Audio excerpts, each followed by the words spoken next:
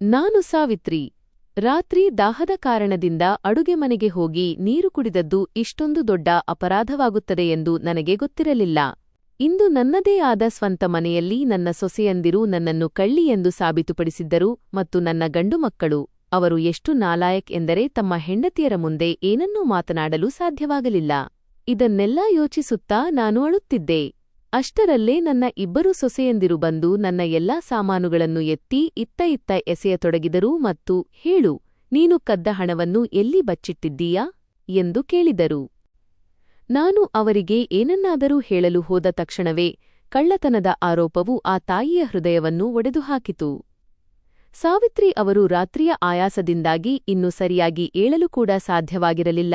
ಅಷ್ಟರಲ್ಲೇ ಇದ್ದಕ್ಕಿದ್ದಂತೆ ಅವರ ಸೊಸೆ ಕಾಜಲ್ ಯಾವುದೇ ಮುಲಾಜಿಲ್ಲದೆ ಕೋಣೆಯೊಳಗೆ ಬಂದಳು. ಮಮ್ಮೀಜಿ, ನಿಮಗೆ ಸ್ವಲ್ಪವೂ ನಾಚಿಕೆಯಾಗುವುದಿಲ್ಲವೇ? ನೀವು ಇಷ್ಟೊಂದು ಕೆಳಮಟ್ಟಕ್ಕೆ ಇಳಿಯುತ್ತೀರಿ ಎಂದು ನಾನು ಎಂದಿಗೂ ಯೋಚಿಸಿರಲಿಲ್ಲ. ಸಾವಿತ್ರಿಯವರು ಅವಳ ಮಾತನ್ನು ಕೇಳಿ ಆಶ್ಚರ್ಯದಿಂದ ಅವಳನ್ನು ನೋಡತೊಡಗಿದರು. ಈಗ ನಾನೇನು ಮಾಡಿದ್ದೇನೆ ಸೊಸೆ, ನೀನು ನನಗೆ ಇಷ್ಟೊಂದು ಮಾತುಗಳನ್ನು ಆಡುತ್ತಿದ್ದೀಯಾ ಎಂದು ಅವರು ಮೆಲ್ಲಗೆ ಹೇಳಿದರು. ಅವರು ಮೆಲ್ಲನೆ ಹೇಳಿದಾಗ ಕಾಜಲ್ ಅತ್ಯಂತ ವ್ಯಂಗ್ಯದ ಧಾಟಿಯಲ್ಲಿ ಎರಡೂ ಕೈಗಳನ್ನು ಮಡಚಿಕೊಂಡು ಕಣ್ಣುಗಳನ್ನು ದೊಡ್ಡದಾಗಿ ಮಾಡುತ್ತಾ ಹೇಳಿದಳು, ನೀವು ಕೆಲಸಗಳನ್ನೇ ಅಂತಹದ್ದನ್ನು ಮಾಡುತ್ತೀರಿ. ಇಲ್ಲದಿದ್ದರೆ ಬೆಳಗ್ಗೆ ಇಲ್ಲಿಗೆ ಬಂದು ನಿಮ್ಮ ಜೊತೆ ತಲೆ ಕೆಡಿಸಿಕೊಳ್ಳಲು ನನಗೇನೂ ಹುಚ್ಚು ಹಿಡಿದಿಲ್ಲ. ನೋಡಿ ಮಮ್ಮೀಜಿ, ನಾನು ನಿಮ್ಮನ್ನು ನೇರವಾಗಿ ಕೇಳುತ್ತಿದ್ದೇನೆ. ನನಗೆ ಮಾತನ್ನು ತಿರುಚಿ ಸುತ್ತಿ ಬಳಸಿ ಮಾತನಾಡುವ ಅಭ್ಯಾಸವಿಲ್ಲ. ಸಾವಿತ್ರಿ ಅವರು ಮುಂದೆ ಏನೋ ಹೇಳಲು ಹೊರಟರು. ಆದರೆ ಕಾಜಲ್ ಮಧ್ಯದಲ್ಲೇ ಬಾಯಿ ಹಾಕಿ ಹೇಳಿದಳು, ನೀವು ರಾತ್ರಿ ಅಡುಗೆಮನೆಗೆ ಹೋಗಿದ್ದೀರಲ್ಲವೇ? ಮೊದಲು ನನಗೆ ಇದನ್ನು ಸ್ಪಷ್ಟವಾಗಿ ಹೇಳಿ. ಆಗ ಸಾವಿತ್ರಿ ಅವರು ಹೌದು ಎನ್ನುವಂತೆ ತಲೆಯಾಡಿಸುತ್ತಾ ಹೇಳಿದರು, ಹೌದು ಸೊಸೆ, ನನಗೆ ದಾಹವಾಗಿತ್ತು ಮತ್ತು ನನ್ನ ಕೋಣೆಯ ಜಗ್ನಲ್ಲಿ ನೀರು ಇರಲಿಲ್ಲ. ಅದಕ್ಕಾಗಿಯೇ ನಾನು ನೀರು ತರಲು ಹೋಗಿದ್ದೆ. ಇಷ್ಟನ್ನು ಕೇಳಿದ ತಕ್ಷಣ ಕಾಜಲ್ ಜೋರಾಗಿ ಕಿರುಚಿದಳು, ದಿವ್ಯಾಳ ಅಪ್ಪ, ಬೇಗ ಬನ್ನಿ. ನೋಡಿ ನಿಮ್ಮ ಅಮ್ಮನ ಲಕ್ಷಣಗಳನ್ನು. ಮತ್ತು ವಿವಾ, ನೀನು ಬಾ ಇಲ್ಲಿಗೆ. ಕಾಜಲ್ ಹೀಗೆ ಕಿರುಚಾಡುವುದನ್ನು ನೋಡಿ ಸಾವಿತ್ರಿ ಅವರು ಗಾಬರಿಗೊಂಡ ದನಿಯಲ್ಲಿ ಹೇಳಿದರು, ಸೊಸೆ, ಕೊನೆಗೆ ನಾನಂತಹದ್ದೇನು ಮಾಡಿದ್ದೇನೆ ಎಂದು ನೀನು ಎಲ್ಲರನ್ನೂ ಹೀಗೆ ಕಿರುಚಾಡಿ ಇಲ್ಲಿಗೆ ಒಟ್ಟುಗೂಡಿಸುತ್ತಿದ್ದೀಯಾ? ಕಾಜಲ್ ಕೋಪದಿಂದ ಮತ್ತಷ್ಟು ಜೋರಾಗಿ ಹೇಳಿದಳು, ಈಗ ಎಲ್ಲರೂ ಬರಲಿ. ಆಮೇಲೆ ನಾನೇ ನಿಮಗೆ ಸ್ವತಃ ಹೇಳುತ್ತೇನೆ. ಅವಳ ಜೋರಾದ ಧ್ವನಿಯನ್ನು ಕೇಳಿ ಅವಳ ಗಂಡ ಧೀರಜ್ ಮತ್ತು ಮೈದುನನ ಹೆಂಡತಿ ದೇವರಾನಿ ವಿವಾ ನಿಖಿಲ್ನೊಂದಿಗೆ ಕೋಣೆಯೊಳಗೆ ಬಂದರು. ಧೀರಜ್ ಒಳಗೆ ಬರುತ್ತಿದ್ದಂತೆ ಕೋಪದಿಂದ ಹೇಳಿದ, ಏನಾಯ್ತು? ಮುಂಜಾನೆಯಲ್ಲೇ ಇಷ್ಟೊಂದು ಗದ್ದಲ ಏಕೆ ಮಾಡುತ್ತಿದ್ದೀಯಾ? ಆಗ ಅವಳ ಮೈದುನನು ಆಶ್ಚರ್ಯದಿಂದ ಅವಳ ಕಡೆ ನೋಡುತ್ತಾ ಹೇಳಿದ, ಹೌದು ಅತ್ತಿಗೆ, ಕೊನೆಗೆ ಏನಾಯಿತು ಎಂದು ಹೇಳಿ. ಮತ್ತು ನೀವು ಈ ರೀತಿ ನಮ್ಮನ್ನೆಲ್ಲ ಕಿರುಚಾಡಿ ಮಮ್ಮಿಯ ಕೋಣೆಗೆ ಏಕೆ ಕರೆದಿದ್ದೀರಿ? ಅಷ್ಟರಲ್ಲೇ ಕಾಜಲ್ ಜೋರಾಗಿ ಹೇಳಿದಳು, ನೀವೇ ನೋಡಿಬಿಡಿ. ನಾನು ಕೇಳಲು ಬಯಸುತ್ತಿರುವುದು ಇಷ್ಟೇ, ನಮ್ಮ ಈ ಮಮ್ಮಿ ಜಿ ಮಧ್ಯರಾತ್ರಿಯಲ್ಲಿ ಕದ್ದುಮುಚ್ಚಿ ಅಡುಗೆ ಮನೆಗೆ ಏನು ಮಾಡಲು ಹೋಗಿದ್ದರು? ಸಾವಿತ್ರಿ ಅವರು ಈ ಮಾತುಗಳನ್ನು ಕೇಳಿ ದಿಗಿಲುಗೊಂಡರು. ಅವರು ಹೇಳಿದರು, ನಾನು ಕದ್ದುಮುಚ್ಚಿ ಹೋಗಿರಲಿಲ್ಲ ಸೊಸೆ. ನನಗೆ ದಾಹವಾಗಿತ್ತು ಮತ್ತು ಜಗ್ನಲ್ಲಿ ನೀರು ಇರಲಿಲ್ಲ, ಅದಕ್ಕಾಗಿಯೇ ನಾನು ಅಡುಗೆಮನೆಗೆ ನೀರು ತರಲು ಹೋಗಿದ್ದೆ. ಅರೆ ವಾಹ್, ನೀರು ತರಲು ಹೋಗಿದ್ದೀರಾ ಅಥವಾ ಅಡುಗೆಮನೆಯಲ್ಲಿ ಇಣುಕಿ ನೋಡಲು ಹೋಗಿದ್ದೀರಾ? ಇದನ್ನು ಕೇಳಿ ಧೀರಜ್ ಹುಬ್ಬು ಗಂಟಿಕ್ಕಿ ಹೇಳಿದ, ಕಾಜಲ್, ಮಮ್ಮಿ ಕೇವಲ ನೀರು ತರಲು ಹೋಗಿದ್ದರು. ಇದರಲ್ಲಿ ಇಷ್ಟೊಂದು ರಂಪಾಟ ಮಾಡುವ ಅಗತ್ಯವೇನಿದೆ? ಆದರೆ ಕಾಜಲ್ ಎಲ್ಲಿ ನಿಲ್ಲುವವಳಾಗಿದ್ದಳು? ಅವಳು ಇನ್ನೂ ಉಗ್ರವಾದ ಧಾಟಿಯಲ್ಲಿ ಮಾತನಾಡುತ್ತಾ ಹೇಳಿದಳು, ನೀರು ತರಲು ಹೋಗಿದ್ದರೆ ಕೇವಲ ತಮ್ಮ ನೀರನ್ನು ಮಾತ್ರ ತರಬೇಕಿತ್ತಲ್ಲವೇ? ಆಮೇಲೆ ಅವರು ಅಡುಗೆಮನೆಗೆ ಹೋಗಿ ಸ್ವಚ್ಛತೆ ಮಾಡಲು ಏಕೆ ಶುರು ಮಾಡಿದರು? ಇದನ್ನು ಕೇಳಿ ಕಾಜಲ್ನ ಮೈದುನನ ಹೆಂಡತಿ ವಿವಾ ಕೂಡ ತನ್ನ ಅಕ್ಕನ ಜೇಠಾನಿ ಮಾತಿಗೆ ಧ್ವನಿಗೂಡಿಸುತ್ತಾ ಹೇಳಿದಳು, ಖಂಡಿತವಾಗಿಯೂ ಅಕ್ಕ, ಗೊತ್ತಿಲ್ಲ. ಮಮ್ಮಿ ಜಿ ಅವರಿಗೆ ರಾತ್ರಿಯಲ್ಲಿ ಸ್ವಚ್ಛತೆ ಮಾಡುವ ಹವ್ಯಾಸ ಏಕೆ ಹುಟ್ಟಿಕೊಳ್ಳುತ್ತಿದೆಯೋ? ಇಲ್ಲಿಯವರೆಗೆ ಸುಮ್ಮನಿದ್ದ ನಿಖಿಲ್ ಕಿರಿಕಿರಿಗೊಂಡು ಹೇಳಿದ, ಅಯ್ಯೋ ಅತ್ತಿಗೆ, ಇದರಲ್ಲಿ ಇಷ್ಟೊಂದು ಕೋಪ ಮಾಡಿಕೊಳ್ಳುವ ಅಗತ್ಯವೇನಿದೆ? ಮಮ್ಮಿ ಏನಾದರೂ ಕೆಲವು ಪಾತ್ರೆಗಳನ್ನು ತೊಳೆದಿದ್ದರೆ ಅದರಲ್ಲಿ ಏನು ತಪ್ಪಿದೆ? ಅಯ್ಯೋ, ನಿಮಗೆ ಗೊತ್ತಿಲ್ಲ ಮೈದುನರೇ, ಸ್ವಚ್ಛತೆಯ ವಿಷಯದವರೆಗೆ ಸರಿಯಿತ್ತು. ಆದರೆ ನಾನು ಅಡುಗೆಮನೆಯಲ್ಲಿ ಹಗಲಿನಲ್ಲಿ 5,000 ರೂಪಾಯಿಗಳನ್ನು ಸಹ ಇಟ್ಟಿದ್ದೆ ಮತ್ತು ಅದನ್ನು ನಿಮ್ಮ ಮಮ್ಮಿಜಿ ಸ್ವಚ್ಛಗೊಳಿಸಿದ್ದಾರೆ, ತೆಗೆದುಕೊಂಡಿದ್ದಾರೆ. ಒಂದು ವೇಳೆ ಇವರಿಗೆ ಹಣ ಬೇಕಾಗಿದ್ದರೆ ಬಾಯಿ ಬಿಟ್ಟು ನನ್ನ ಬಳಿ ಕೇಳಬಹುದಿತ್ತು. ಆದರೆ ಇಂತಹ ವಯಸ್ಸಿನಲ್ಲಿ ಕಳ್ಳತನ ಮಾಡುವುದು ಇವರಿಗೆ ಶೋಭೆ ತರುತ್ತದೆಯೇ? ಮನೆಯಲ್ಲಿ ಸಣ್ಣ ಸಣ್ಣ ಮಕ್ಕಳಿದ್ದಾರೆ. ಇವರಿಂದ ಅವರು ಏನು ಕಲಿಯುತ್ತಾರೆ ಎಂದು ನೀವೇ ಹೇಳಿ? ನಾನಂತೂ ನಿಜವಾಗಿಯೂ ತುಂಬಾ ಬೇಸತ್ತು ಹೋಗಿದ್ದೇನೆ ಮಮ್ಮೀಜಿ, ನಿಮ್ಮ ಪ್ರತಿಯೊಂದು ನಡವಳಿಕೆಯಿಂದ. ಅವಳು ತನ್ನ ಸೀರೆಯ ಸೆರಗನ್ನು ಗಟ್ಟಿಯಾಗಿ ಸೊಂಟಕ್ಕೆ ಸಿಕ್ಕಿಸಿಕೊಂಡು ಕೆಂಗಣ್ಣಿನಿಂದ ತನ್ನ ಅತ್ತೆಯನ್ನು ನೋಡತೊಡಗಿದಳು. ಸಾವಿತ್ರಿ ಅವರ ಕಣ್ಣುಗಳು ತಮ್ಮ ಇಂತಹ ಅಪಮಾನವನ್ನು ನೋಡಿ ಆಘಾತದಿಂದ ಅಗಲವಾದವು. ಅವರ ಕಣ್ಣೀರು ಹರಿಯತೊಡಗಿತು. ಅವರು ನಡುಗುವ ತುಟಿಗಳಿಂದ ಹೇಳಿದರು, ಸೊಸೆ, ನನ್ನ ಮೇಲೆ ಇಷ್ಟೊಂದು ದೊಡ್ಡ ಆರೋಪ ಹೊರಿಸುವ ಮುನ್ನ ಕನಿಷ್ಠ ಒಂದು ಬಾರಿಯಾದರೂ ಯೋಚಿಸಬೇಕಿತ್ತು. ನಾನೇಕೆ ನಿನ್ನ ಹಣವನ್ನು ತೆಗೆದುಕೊಳ್ಳಲಿ? ನನಗೇಕೆ ಹಣ ಬೇಕು? ನಾನು ಯಾರಿಂದಲೂ ಯಾವುದೇ ಹಣವನ್ನು ತೆಗೆದುಕೊಂಡಿಲ್ಲ. ಇಲ್ಲಿಯವರೆಗೆ ಸುಮ್ಮನೆ ನಿಂತಿದ್ದ ಧೀರಜ್ ಕೋಪದಿಂದ ಹೇಳಿದ, ಅಯ್ಯೋ ಮಮ್ಮಿ, ನೀವೇನಾದರೂ ಹಣವನ್ನು ತೆಗೆದುಕೊಂಡಿದ್ದರೂ ಸಹ ಸ್ಪಷ್ಟವಾಗಿ ಹೇಳಿಬಿಡಿಯಲ್ಲವೇ? ಬೆಳಗ್ಗೆ ಬೆಳಗ್ಗೆ ಏಕೆ ಇಷ್ಟೊಂದು ದೊಡ್ಡ ರಂಪಾಟಕ್ಕೆ ಕಾರಣವಾಗುತ್ತಿದ್ದೀರಿ? ಮಗನ ಬಾಯಿಂದ ಇದನ್ನು ಕೇಳಿ ಸಾವಿತ್ರಿ ಅವರ ಕಣ್ಣುಗಳು ಆಶ್ಚರ್ಯದಿಂದ ಮತ್ತಷ್ಟು ಅಗಲವಾದವು. ಯಾವ ಮಗನನ್ನು ಬೆಳೆಸಲು ಅವರು ತಮ್ಮ ಇಡೀ ಜೀವನವನ್ನೇ ಸವೆಸಿದ್ದರೋ ಆ ತಮ್ಮದೇ ಆದ ಸ್ವಂತ ಮಗ ಇಂದು ಅವರ ಮೇಲೆ ಕಳ್ಳತನದ ಆರೋಪ ಹೊರಿಸುತ್ತಿದ್ದನು. ಸಾವಿತ್ರಿ ಅವರ ಕಣ್ಣುಗಳಿಂದ ಕಣ್ಣೀರು ನಿರಂತರವಾಗಿ ಹರಿಯುತ್ತಲೇ ಇತ್ತು. ಅವರು ಕನಿಷ್ಠ ತನ್ನ ಪರವಾಗಿ ಏನಾದರೂ ಮಾತನಾಡಬಹುದು ಎಂಬ ಆಸೆಯ ಕಣ್ಣುಗಳಿಂದ ತಮ್ಮ ಕಿರಿಯ ಮಗ ನಿಖಿಲ್ನ ಕಡೆಗೆ ನೋಡಿದರು. ಆದರೆ ನಿಖಿಲ್ ಅವನು ಸುಮ್ಮನೆ ಮೂಕಪ್ರೇಕ್ಷಕನಾಗಿ ನಿಂತಿದ್ದನು. ಅವನ ನಿಖಿಲ್ ಕಣ್ಣುಗಳಲ್ಲಿ ತನ್ನ ತಾಯಿಗಾಗಿ ಯಾವುದೇ ಪ್ರೀತಿಯಾಗಲಿ ಅಥವಾ ಯಾವುದೇ ಸಹಾನುಭೂತಿಯಾಗಲಿ ಇರಲಿಲ್ಲ.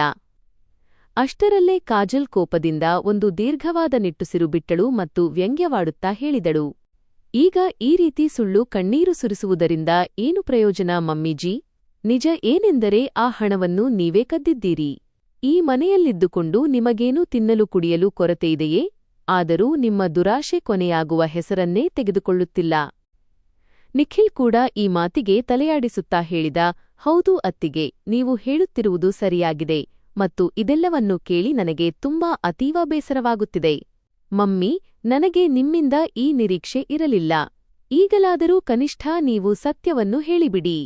ಸಾವಿತ್ರಿ ಅವರ ಹೃದಯವು ಇದೆಲ್ಲವನ್ನೂ ಕೇಳಿ ಒಳಗಿನಿಂದಲೇ ಒಡೆದು ಹೋಗಿತ್ತು. ಅವರು ನಡುಗುವ ಕೈಗಳಿಂದ ತಮ್ಮ ಕಣ್ಣೀರನ್ನು ಒರೆಸಿಕೊಂಡರು ಮತ್ತು ತಡಕಾಡುವ ದನಿಯಲ್ಲಿ ಹೇಳಿದರು, ನಿಖಿಲ್ ಮಗನೇ, ನೀನು ನನ್ನ ಬಗ್ಗೆ ಇದನ್ನೇ ಯೋಚಿಸುತ್ತಿದ್ದೀಯಾ? ನಾನೇ ಆ ಹಣವನ್ನು ಕದ್ದಿದ್ದೇನೆ ಎಂದು?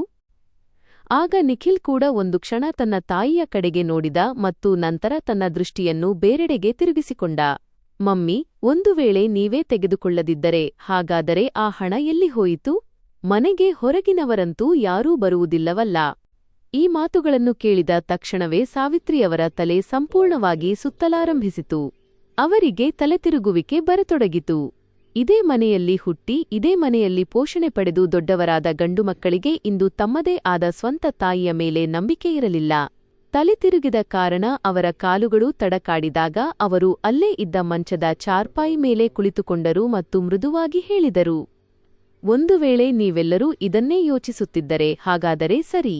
ಈಗ ಇದಕ್ಕಿಂತ ಹೆಚ್ಚಾಗಿ ನನ್ನ ಪರವಾಗಿ ಸಾರಲು ನಾನೇನೂ ಹೇಳುವುದೂ ಇಲ್ಲ ಮತ್ತು ಮಾಡುವುದೂ ಇಲ್ಲ. ಕಾಜಲ್ ಮುಖ ಸಿಂಡರಿಸಿಕೊಂಡು ಹೇಳಿದಳು, ನಾವು ನೋಡಿಯೇ ಬಿಟ್ಟೆವು. ಸುಳ್ಳು ಸಿಕ್ಕಿಬಿದ್ದ ತಕ್ಷಣ ಇವರು ಸಮಜಾಯಿಷಿ ನೀಡುವುದನ್ನು ನಿಲ್ಲಿಸಿಬಿಟ್ಟರು. ಸರಿ, ಸಾಕು, ನಿಲ್ಲಿಸಿ, ನಮಗೆ ಇನ್ನೂ ಬೇರೆ ಕೆಲಸಗಳಿವೆ. ಇಷ್ಟನ್ನು ಹೇಳಿ ಅವಳು ಕೋಪದಿಂದ ಕಾಲು ತುಳಿಯುತ್ತಾ ಕೋಣೆಯಿಂದ ಹೊರಗೆ ಬಂದಳು. ಆಗ ಬಾಕಿ ಉಳಿದವರೆಲ್ಲರೂ ಸಹ ವಾಪಸ್ ತಮ್ಮ ತಮ್ಮ ಕೋಣೆಗಳಿಗೆ ಹೊರಟು ಹೋದರು. ಸಾವಿತ್ರಿ ಅವರು ತಮ್ಮ ಜಾಗದಲ್ಲೇ ಕುಳಿತಿದ್ದರು ಮತ್ತು ಅವರ ಕೆಂಪಾದ ಕಣ್ಣುಗಳಿಂದ ನಿರಂತರವಾಗಿ ಕಣ್ಣೀರು ಹರಿಯುತ್ತಲೇ ಇತ್ತು. ಅವರ ಮನಸ್ಸಿನಲ್ಲಿ ಕೇವಲ ಒಂದೇ ಒಂದು ಪ್ರಶ್ನೆ ಸುಳಿಯುತ್ತಿತ್ತು, ನಿಜವಾಗಿಯೂ ಈಗ ಈ ಮನೆಯಲ್ಲಿ ನನ್ನವರು ಎಂದು ಹೇಳಿಕೊಳ್ಳಲು ಯಾರೂ ಉಳಿದಿಲ್ಲವೇ? ತಾಯಿಯ ಪಾಲಿನ ನೋವು ಮತ್ತು 2 ಸಮೋಸಾಗಳ ಹಸಿವು. ಸಾವಿತ್ರಿ ಅವರಿಗೆ ತಮ್ಮ ಮನೆ ಸಂತೋಷದಿಂದ ತುಂಬಿದ್ದ ಆ ದಿನಗಳು ನೆನಪಾಗಲಾರಂಭಿಸಿದವು. ಅವರು ತಮ್ಮ ಕೋಣೆಯಲ್ಲಿ ತಯಾರಾಗುತ್ತಿದ್ದರು ಮತ್ತು ಅವರ ಪತಿ ದಿಲೀಪ್ ಸಾಹೇಬರು ಪದೇ ಪದೇ ಬಾಗಿಲ ಬಳಿ ಬಂದು ಇಣುಕಿ ನೋಡುತ್ತಿದ್ದರು. ಅರೆ, ಕೊನೆಗೆ ನಿನಗೆ ಇನ್ನು ಎಷ್ಟು ಸಮಯ ಬೇಕು? ಬೇಗ ಮಾಡು. ಅಲ್ಲಿ ಮದುವೆ ಮುಗಿದು ಹೋಗಿ ನಾವೇ ಎಲ್ಲರಿಗಿಂತ ಕೊನೆಯಲ್ಲಿ ತಲುಪುವಂತಾಗಬಾರದು ಅಷ್ಟೇ. ದಿಲೀಪ್ ಸಾಹೇಬರು ನಗುತ್ತಾ ಹೇಳಿದಾಗ ಸಾವಿತ್ರಿಯವರು ಮುಗುಳ್ನಕ್ಕು ತಮ್ಮ ಸೀರೆಯ ಸೆರಗನ್ನು ಸರಿಪಡಿಸಿಕೊಳ್ಳುತ್ತಾ ಹೇಳಿದರು, ಕೊನೆಗೆ ಮಗನ ತಾಯಿಯಲ್ವೇ, ಚೆನ್ನಾಗಿ ತಯಾರಾಗುವುದು ನನ್ನ ಹಕ್ಕು ತಾನೇ. ಆ ದಿನ ಇಡೀ ಮನೆಯಲ್ಲಿ ಸಂತೋಷದ ವಾತಾವರಣವಿತ್ತು. ಅವರ ಹಿರಿಯ ಮಗ ಧೀರಜ್ನ ಮದುವೆಯಾಗಿತ್ತು ಮತ್ತು ಇಡೀ ಕುಟುಂಬವು ಹಾಸ್ಯಚೇಷ್ಟೆಗಳಲ್ಲಿ ಮುಳುಗಿಹೋಗಿತ್ತು. ಸಾವಿತ್ರಿ ಅವರು ತಮ್ಮ ಸೊಸೆಯನ್ನು ಸ್ವಾಗತಿಸಲು ತುಂಬಾ ಸಿದ್ಧತೆಗಳನ್ನು ಮಾಡಿಕೊಂಡಿದ್ದರು. ಸೊಸೆಗೆ ಯಾವುದೇ ತೊಂದರೆಯಾಗಬಾರದು ಎಂದು ಪ್ರತಿಯೊಂದು ಸಣ್ಣ ಮತ್ತು ದೊಡ್ಡ ವಿಷಯದ ಬಗ್ಗೆ ಗಮನಹರಿಸಿದ್ದರು. ಕಾಜಲ್ ಮೊದಲ ಬಾರಿಗೆ ವಧುವಾಗಿ ಬಂದಾಗ ಸಾವಿತ್ರಿ ಅವರು ಅವಳನ್ನು ತುಂಬಾ ಪ್ರೀತಿಯಿಂದ ತಬ್ಬಿಕೊಂಡು ಹೇಳಿದ್ದರು, ಮಗಳೇ, ಇಂದಿನಿಂದ ಈ ಮನೆ ನಿನ್ನದು. ಏನೇ ಅಗತ್ಯವಿದ್ದರೂ ಯಾವುದೇ ಹಿಂಜರಿಕೆಯಿಲ್ಲದೆ ಯಾವಾಗಲೂ ಕೇಳು. ಆದರೆ ಇಂದು ಅದೇ ಕಾಜಲ್ ಅವರ ಮೇಲೆ ಕಳ್ಳತನದ ಆರೋಪ ಹೊರಿಸುತ್ತಿದ್ದಳು. ಅವರ ಸ್ವಂತ ಗಂಡು ಮಕ್ಕಳೇ ಅವರ ಸಮಜಾಯಿಷಿಯನ್ನು ಸುಳ್ಳು ಎಂದು ಸಾಬೀತುಪಡಿಸುತ್ತಿದ್ದರು. ನೆನಪುಗಳ ಈ ಸರಣಿಯು ಎಷ್ಟು ಆಳವಾಗಿತ್ತೆಂದರೆ ಸಾವಿತ್ರಿ ಅವರ ಕಣ್ಣುಗಳಿಂದ ಮತ್ತೆ ಕಣ್ಣೀರು ಹರಿಯತೊಡಗಿತು. ಅವರು ತಮ್ಮ ಮನಸ್ಸಿನಲ್ಲೇ ಅಂದುಕೊಂಡರು, ಒಂದು ವೇಳೆ ಇಂದು ನೀವು ಜೀವಂತವಾಗಿದ್ದಿದ್ದರೆ ದಿಲೀಪ್ ಜಿ, ನನಗೆ ಈ ರೀತಿ ನನ್ನವರ ನಡುವೆಯೇ ಪರಕೀಯಳಾಗುವ ಅರಿವು ಎಂದಿಗೂ ಆಗುತ್ತಿರಲಿಲ್ಲ. ಸಾವಿತ್ರಿ ಅವರು ಇನ್ನೂ ಕೂಡ ತಮ್ಮ ಆಲೋಚನೆಗಳಲ್ಲೇ ಮುಳುಗಿದ್ದರು. ಅಷ್ಟರಲ್ಲೇ ಬಾಗಿಲ ಬಳಿ ಇದ್ದಕ್ಕಿದ್ದಂತೆ ಹೆಜ್ಜೆಯ ಸದ್ದಾಯಿತು. ಕಣ್ಣೆತ್ತಿ ನೋಡಿದಾಗ ಕಿರಿಯ ಸೊಸೆ ಕೋಣೆಯೊಳಗೆ ಬಂದಳು ಮತ್ತು ಏನನ್ನೂ ಮಾತನಾಡದೆ ಹತ್ತಿರದ ಮೇಜಿನ ಟೇಬಲ್ ಮೇಲೆ ಚಹಾವನ್ನು ಇಟ್ಟು ಹೊರಟು ಹೋದಳು. ಅವರು ತಮ್ಮ ಮನಸ್ಸಿನಲ್ಲೇ ಯೋಚಿಸಿದರು, ಹಿಂದೆ ಅವರ ಪತಿ ಜೀವಂತವಾಗಿದ್ದಾಗ ಅವರ ಜೊತೆ ಬೆಳಗ್ಗೆ ಚಹಾ ಕುಡಿಯುವ ಮಜಾವೇ ಬೇರೆಯಾಗಿತ್ತು. ಅವರು ಯಾವಾಗಲೂ ಹೇಳುತ್ತಿದ್ದರು, ನಕ್ಷತ್ರ ಚಿಹ್ನೆ ಸಾವಿತ್ರಿ, ನೀನು ನನ್ನ ಜೊತೆ ಕುಳಿತು ಚಹಾ ಕುಡಿಯುವವರೆಗೆ ನನಗೆ ಸಮಾಧಾನವೇ ಇರುವುದಿಲ್ಲ. ನನ್ನ ದಿನದ ಆರಂಭವೇ ಚೆನ್ನಾಗಿ ಆಗುವುದಿಲ್ಲ. ನಕ್ಷತ್ರ ಚಿಹ್ನೆ. ಆದರೆ ಇಂದು ಒಂಟಿಯಾಗಿ ಕುಳಿತಿರುವ ಸಾವಿತ್ರಿಗೆ ಆ ಚಹಾ ವಿಷದ ಬಟ್ಟಲಿನಂತೆ ಭಾಸವಾಗುತ್ತಿತ್ತು. ಸಮಯ ಕಳೆಯಿತು ಮತ್ತು ಸಂಜೆಯಾಗತೊಡಗಿತು. ಸಾವಿತ್ರಿ ಅವರು ಬೆಳಗ್ಗಿನಿಂದ ಏನನ್ನೂ ತಿಂದಿರಲಿಲ್ಲ. ಹೊಟ್ಟೆಯಲ್ಲಿ ವಿಚಿತ್ರವಾದ ಹಸಿವಿನ ನೋವು ಮರೋಡ್ ಏಳುತ್ತಿತ್ತು. ನಿಶ್ಶಕ್ತಿಯೂ ಆವರಿಸುತ್ತಿತ್ತು. ಅವರು ಇತ್ತ ಅತ್ತ ನೋಡಿದರು. ಆದರೆ ಮನೆಯಲ್ಲಿ ಅವರು ಇದುವರೆಗೆ ಊಟ ಮಾಡಿದ್ದಾರೋ ಇಲ್ಲವೋ ಎಂದು ಕೇಳುವವರು ಯಾರೂ ಇರಲಿಲ್ಲ. ಗಂಡು ಮಕ್ಕಳು ಮತ್ತು ಸೊಸೆಯಂದಿರು ಎಲ್ಲರೂ ತಮ್ಮ ತಮ್ಮ ಕೆಲಸಗಳಲ್ಲಿ ನಿರತರಾಗಿದ್ದರು. ಅವರು ಮೆಲ್ಲನೆ ಮಂಚದಿಂದ ಎದ್ದರು ಮತ್ತು ಬಾಗಿಲ ಹಿಂದೆ ತೂಗು ಹಾಕಿದ್ದ ತಮ್ಮ ಹಳೆಯ ಚೀಲವನ್ನು ಝೋಲ ಕೆಳಗಿಳಿಸಿದರು. ಅದರಲ್ಲಿ ಕೆಲವು ನಾಣ್ಯಗಳಿದ್ದವು. ಅದನ್ನು ಅವರು ಎಂದೋ ಉಳಿಸಿ ಇಟ್ಟಿದ್ದರು. ತಮ್ಮ ಚೀಲವನ್ನು ಗಟ್ಟಿಯಾಗಿ ಹಿಡಿದುಕೊಳ್ಳುತ್ತಾ ಅವರು ಮನೆಯ ಬಾಗಿಲಿನ ಕಡೆಗೆ ಹೆಜ್ಜೆ ಇಟ್ಟರು. ಆದರೆ ಅವರು ಹೊರಗೆ ಹೋಗಲು ಹೊರಟ ತಕ್ಷಣವೇ ಹಿರಿಯ ಸೊಸೆಯ ಜೋರಾದ ಧ್ವನಿ ಕೇಳಿಸಿತು. ಮಮ್ಮಿಜಿ, ಈಗ ಎಲ್ಲಿಗೆ ಹೊರಟಿದ್ದೀರಾ? ಸಾವಿತ್ರಿ ಅವರು ಅಲ್ಲೇ ನಿಂತುಬಿಟ್ಟರು ಮತ್ತು ಮೆಲ್ಲ ಧ್ವನಿಯಲ್ಲಿ ಹೇಳಿದರು, ನಾನು ಸುಮ್ಮನೆ ಹಾಗೆ ಹೊರಗಿನವರೆಗೆ ಹೋಗುತ್ತಿದ್ದೇನೆ. ಅತ್ತೆ, ಕೊನೆಗೆ ನಿಮಗೆ ಹೊರಗೆ ಹೋಗುವ ಅಗತ್ಯವೇನಿದೆ? ಎಲ್ಲಿಯಾದರೂ ಗಲ್ಲಿಯಲ್ಲಿ ಕುಳಿತು ನಿಮ್ಮ ದುಃಖದ ಕಥೆಯನ್ನು ಎಲ್ಲರಿಗೂ ಕೇಳಿಸಲು ಹೋಗುತ್ತಿಲ್ಲ ತಾನೆ? ಇದರಿಂದ ಇತರರಿಂದ ಸಹಾನುಭೂತಿ ಪಡೆಯಬಹುದು ಮತ್ತು ನಮ್ಮ ಬಗ್ಗೆ ಕೆಟ್ಟದಾಗಿ ಮಾತನಾಡಬಹುದು ಎಂದು.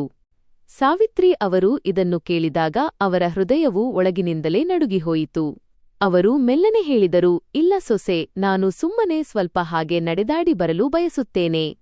ಆಗ ಕಾಜಲ್ ಮುಖ ಸಿಂಡರಿಸಿಕೊಂಡು ಹೇಳಿದಳು, ಸರಿ, ಆದರೆ ಜಾಸ್ತಿ ದೂರ ಹೋಗಬೇಡಿ. ಆಮೇಲೆ ಮನೆಯ ಕೆಲಸಗಳನ್ನು ಯಾರು ಮಾಡುತ್ತಾರೆ? ಸಾವಿತ್ರಿ ಅವರು ಈ ಮಾತಿಗೆ ಏನನ್ನೂ ಮಾತನಾಡಲಿಲ್ಲ. ಅವರ ಕಣ್ಣುಗಳಲ್ಲಿ ಸ್ವಲ್ಪ ತೇವ ತುಂಬಿ ಬಂತು ಮತ್ತು ನಂತರ ಅವರು ಭಾರವಾದ ಹೆಜ್ಜೆಗಳನ್ನಿಡುತ್ತಾ ಬಾಗಿಲಿನಿಂದ ಹೊರಗೆ ನಡೆದರು. ಅವರ ನಡಿಗೆಯಲ್ಲಿ ಮೊದಲಿನಂತಹ ವೇಗವಿರಲಿಲ್ಲ. ಆದರೆ ಅವರ ಹೃದಯದಲ್ಲಿ ಕೇವಲ ಒಂದೇ ಒಂದು ಮಾತು ಓಡುತ್ತಿತ್ತು. ಅದೇನೆಂದರೆ, ಈಗ ಒಬ್ಬ ತಾಯಿ 2 ತುತ್ತು ಅನ್ನಕ್ಕಾಗಿಯೂ ಬೇಡಿಕೊಂಡು ತಿನ್ನಬೇಕಾಗಿ ಬಂದಿದೆಯಲ್ಲ. ಅವರು ತಮ್ಮ ಚೀಲವನ್ನು ಗಟ್ಟಿಯಾಗಿ ಹಿಡಿದುಕೊಂಡು ಮುಂದೆ ಸಾಗಿದರು. ಅವರು ಇನ್ನು ಸ್ವಲ್ಪ ದೂರವೇ ತಲುಪಿದ್ದರೂ ಅಷ್ಟರಲ್ಲೇ ದಾರಿಯಲ್ಲಿ ಒಬ್ಬ ಸಮೋಸಾ ಮಾರುವವನು ಕಾಣಿಸಿದನು. ಅವರಿಗೆ ತುಂಬಾ ಜೋರಾಗಿ ಹಸಿವಾಗುತ್ತಿತ್ತು. ಆದ್ದರಿಂದ ಅವರು ಯೋಚಿಸಿದರು, ಏಕೆ ಒಂದು ಪ್ಲೇಟ್ ಸಮೋಸಾವನ್ನೇ ತಿನ್ನಬಾರದು?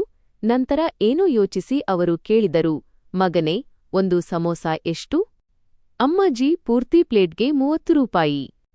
ಇದನ್ನು ಕೇಳಿ ಸಾವಿತ್ರಿ ಅವರು ತಮ್ಮ ಚೀಲದೊಳಗೆ ಇಣುಕಿ ನೋಡಿದರು. ಆದರೆ ನಂತರ ಅವರು ತಮಗೆ ತಾವೇ ಹೇಳಿಕೊಂಡರು, ಕೇವಲ 10 ರೂಪಾಯಿ ಕಡಿಮೆ ಇದೆ. ಬೇಸರದಿಂದ ಅವರು ಹೇಳತೊಡಗಿದರು, ಮಗನೇ, ನನ್ನ ಬಳಿ 10 ರೂಪಾಯಿ ಕಡಿಮೆ ಇದೆ. ಆಗ ಸಮೋಸಾ ಮಾರುವವನು ಸಾವಿತ್ರಿ ಅವರ ಸ್ಥಿತಿಯನ್ನು ನೋಡಿ ಹೇಳಿದ, ಪರವಾಗಿಲ್ಲ ಅಮ್ಮಾಜಿ, ನೀವು ನನಗೆ 20 ರೂಪಾಯಿಯನ್ನೇ ಕೊಡಿ. ಸಾವಿತ್ರಿ ಅವರ ಕಣ್ಣುಗಳಲ್ಲಿ ಒಂದು ಕ್ಷಣ ಭರವಸೆಯ ಕಿರಣ ಮೂಡಿತು. ಅವರು ತಮ್ಮ ಕೈಗಳಿಂದ ತಮ್ಮ ಚೀಲದಲ್ಲಿದ್ದ ಹಣವನ್ನು ತೆಗೆದು ಸಮೋಸಾ ಮಾರುವವನಿಗೆ ನೀಡಿದರು. ಬೀಸಿ ಬೀಸಿ ಸಮೋಸಾಗಳ ಸುವಾಸನೆಯಿಂದ ಅವರ ಹಸಿವು ಮತ್ತಷ್ಟು ಹೆಚ್ಚಾಗಿತ್ತು. ಅವರು ಮೊದಲ ಸಮೋಸಾದ ತುತ್ತನ್ನು ಮುರಿದ ತಕ್ಷಣವೇ ಅವರ ಮನಸ್ಸಿನಲ್ಲಿ ಹಳೆಯ ನೆನಪುಗಳು ಮರುಕಳಿಸಿದವು. ಅಯ್ಯೋ ಮಮ್ಮಿ, ಬೇಗ ಸಮೋಸಾ ಕೊಡಿ ಅಲ್ಲವೇ? ನನಗೆ ತುಂಬಾ ಜೋರಾಗಿ ಹಸಿವಾಗುತ್ತಿದೆ. ಕಿರಿಯ ಮಗ ನಿಖಿಲ್ನ ಧ್ವನಿ ಇಂದು ಕೂಡ ಅವರ ಕಿವಿಗಳಲ್ಲಿ ಪ್ರತಿಧ್ವನಿಸುತ್ತಿತ್ತು. ಗಂಡು ಮಕ್ಕಳು ಸಣ್ಣವರಿದ್ದಾಗ ಅವರು ತಾವೇ ಸ್ವತಃ ತುಂಬಾ ಪ್ರೀತಿಯಿಂದ ಅವರಿಗಾಗಿ ಸಮೋಸಾಗಳನ್ನು ಮಾಡುತ್ತಿದ್ದರು. ಅವರ ಇಬ್ಬರು ಗಂಡು ಮಕ್ಕಳು ಮಜವಾಗಿ ಸಮೋಸಾ ತಿನ್ನಲು ಕುಳಿತುಕೊಳ್ಳುತ್ತಿದ್ದರು. ಅವರ ಪತಿಯೂ ನಗುತ್ತಾ ಹೇಳುತ್ತಿದ್ದರು, ಅರೆ ವಾಹ್, ಇಂದು ಸುವಾಸನೆ ಎಷ್ಟೊಂದು ಚೆನ್ನಾಗಿ ಬರುತ್ತಿದೆ ಎಂದರೆ ಸುವಾಸನೆಯಿಂದಲೇ ಹೊಟ್ಟೆ ತುಂಬಿಹೋಗುತ್ತದೆ ಅನಿಸುತ್ತಿದೆ. ಆಗ ಸಾವಿತ್ರಿಯವರು ನಗುತ್ತಾ ಹೇಳುತ್ತಿದ್ದರು, ನಕ್ಷತ್ರ ಚಿಹ್ನೆ, ಸುವಾಸನೆಯಿಂದ ಹೊಟ್ಟೆ ತುಂಬುವುದಿಲ್ಲ ನಿಖಿಲ್ನ ಅಪ್ಪ, ತೆಗೆದುಕೊಳ್ಳಿ. ನೀವು ಬೀಸಿ ಬೀಸಿ ಸಮೋಸಾವನ್ನು ಹೊಟ್ಟೆ ತುಂಬಾ ತಿನ್ನಿ, ನಕ್ಷತ್ರ ಚಿಹ್ನೆ. ಮತ್ತು ಇಂದು ಆ ದಿನ ಬಂದಿದೆ.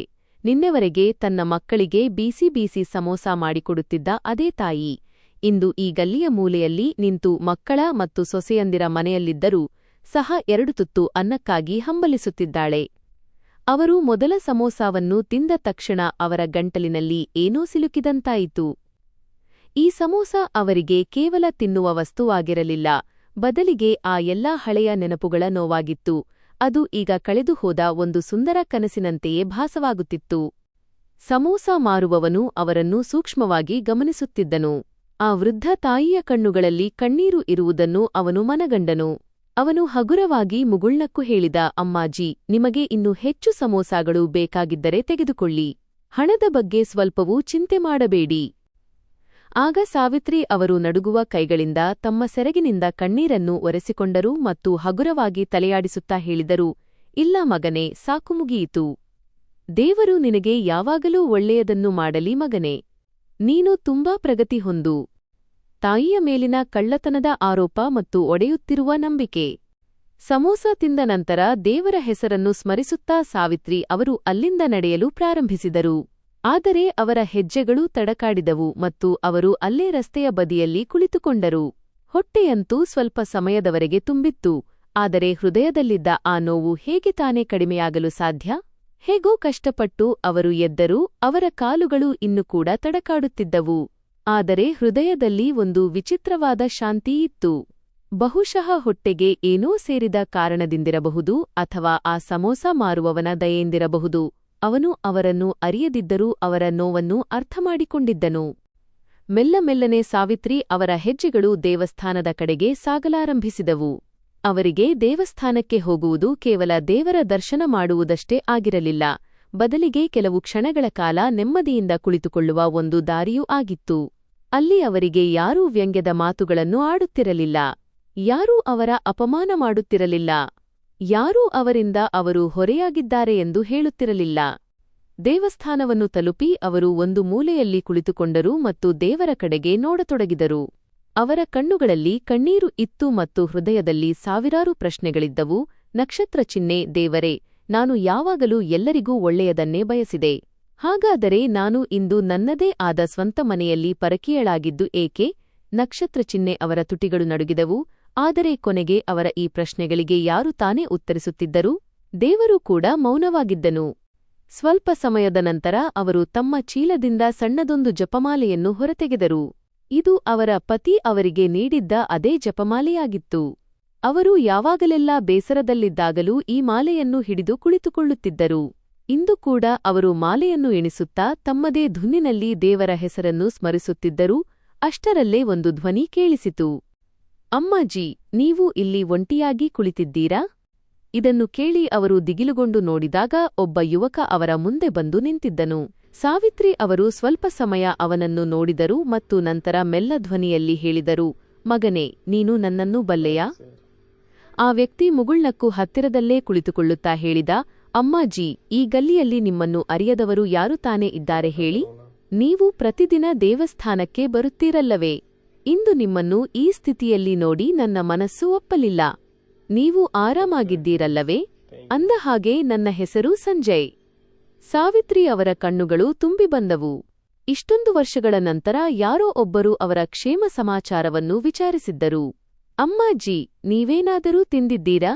ಅವರು ತಕ್ಷಣವೇ ಉತ್ತರಿಸಲಿಲ್ಲ, ಬದಲಿಗೆ ಒಂದು ಹಗುರವಾದ ಮುಗುಳ್ನಗೆಯೊಂದಿಗೆ ಮೆಲ್ಲಗೆ ತಲೆಯಾಡಿಸಿದರು. ಏನನ್ನೋ ಅಡಗಿಸಲು ಪ್ರಯತ್ನಿಸುತ್ತಿರುವಂತೆ ಅದು ಭಾಸವಾಗುತ್ತಿತ್ತು. ಆದರೆ ಸಂಜಯ್ ಅವರ ಮೌನವನ್ನು ಅರ್ಥಮಾಡಿಕೊಂಡಿದ್ದನು. ಅವನು ತಕ್ಷಣವೇ ಒಂದು ಬೂಂದಿಲಾಡನ್ನು ಹೊರತೆಗೆದು ಅವರ ಕೈಯ ಮೇಲಿಟ್ಟನು. ಇದ್ದನ್ನು ತೆಗೆದುಕೊಳ್ಳಿ ಅಮ್ಮಾಜಿ, ಇದು ಪ್ರಸಾದ. ಮತ್ತು ದೇವರ ಪ್ರಸಾದವನ್ನು ಎಂದಿಗೂ ಬೇಡ ಎನ್ನಬಾರದು. ಸಾವಿತ್ರಿಯವರು ಆ ಲಾಡನ್ನು ನೋಡಿದರು ಮತ್ತು ನಂತರ ಅದನ್ನು ತಮ್ಮ ಹಣೆಗೊತ್ತಿಕೊಂಡು ತಿನ್ನಲಾರಂಭಿಸಿದರು. ಅವರ ಕಣ್ಣುಗಳಲ್ಲಿ ಕಣ್ಣೀರು ಇತ್ತು ಮತ್ತು ಅವರ ಕಣ್ಣೀರು ನಿಲ್ಲುತ್ತಲೇ ಇಲ್ಲ ಎಂಬುದನ್ನು ಸಂಜಯ್ ನೋಡಿಬಿಟ್ಟಿದ್ದನು. ಆಗ ಅವನು ಹೇಳತೊಡಗಿದ, ಅಮ್ಮಾಜಿ, ನಿಮಗೆ ಇಷ್ಟವಿದ್ದರೆ ನೀವು ನನ್ನೊಂದಿಗೆ ನನ್ನ ಮನೆಗೆ ಬರಬಹುದು. ನನ್ನ ತಾಯಿ ಈಗ ಈ ಜಗತ್ತಿನಲ್ಲಿ ಇಲ್ಲ ಮತ್ತು ನನ್ನ ಹೆಂಡತಿಯು ನಿಮ್ಮನ್ನು ಭೇಟಿಯಾದರೆ ತುಂಬಾ ಸಂತೋಷಪಡುತ್ತಾಳೆ. ಸಾವಿತ್ರಿಯವರು ಅವನ ಕಣ್ಣುಗಳತ್ತ ನೋಡಿದರು. ಇಷ್ಟೊಂದು ಪ್ರೀತಿಯನ್ನು ಅವರು ವರ್ಷಗಳ ನಂತರ ಅನುಭವಿಸುತ್ತಿದ್ದರು. ಆದರೆ ಅವರು ಅವನೊಂದಿಗೆ ಹೋಗಲು ಸಾಧ್ಯವಿತ್ತೇ? ಅವರ ಸ್ವಂತ ಜನರಿಗೆ ಅವರ ಅಗತ್ಯವಿರಲಿಲ್ಲವೇ? ಹೃದಯದಲ್ಲಿ 10 ಹಲವು ಪ್ರಶ್ನೆಗಳು ಮೂಡುತ್ತಿದ್ದವು. ಆದರೆ ಈಗ ಈ ವಯಸ್ಸಿನಲ್ಲಿ ಬೇರೆಯವರ ಮೇಲೆಯೂ ಹೊರೆಯಾಗುವುದು ಸರಿಯಲ್ಲ. ಇದನ್ನು ಯೋಚಿಸಿ ಅವರು ಹಗುರವಾದ ಮುಗುಳ್ನಗೆಯೊಂದಿಗೆ ಹೇಳಿದರು, ಮಗನೇ, ನಿನ್ನ ತಾಯಿ ತುಂಬಾ ಅದೃಷ್ಟವಂತೆ, ಅವಳಿಗೆ ನಿನ್ನಂತಹ ಮಗ ಸಿಕ್ಕಿದ್ದಾನೆ. ಆದರೆ ನಾನು ಈಗ ಬೇರೆ ಯಾರ ಮೇಲೆಯೂ ಹೊರೆಯಾಗಲು ಬಯಸುವುದಿಲ್ಲ.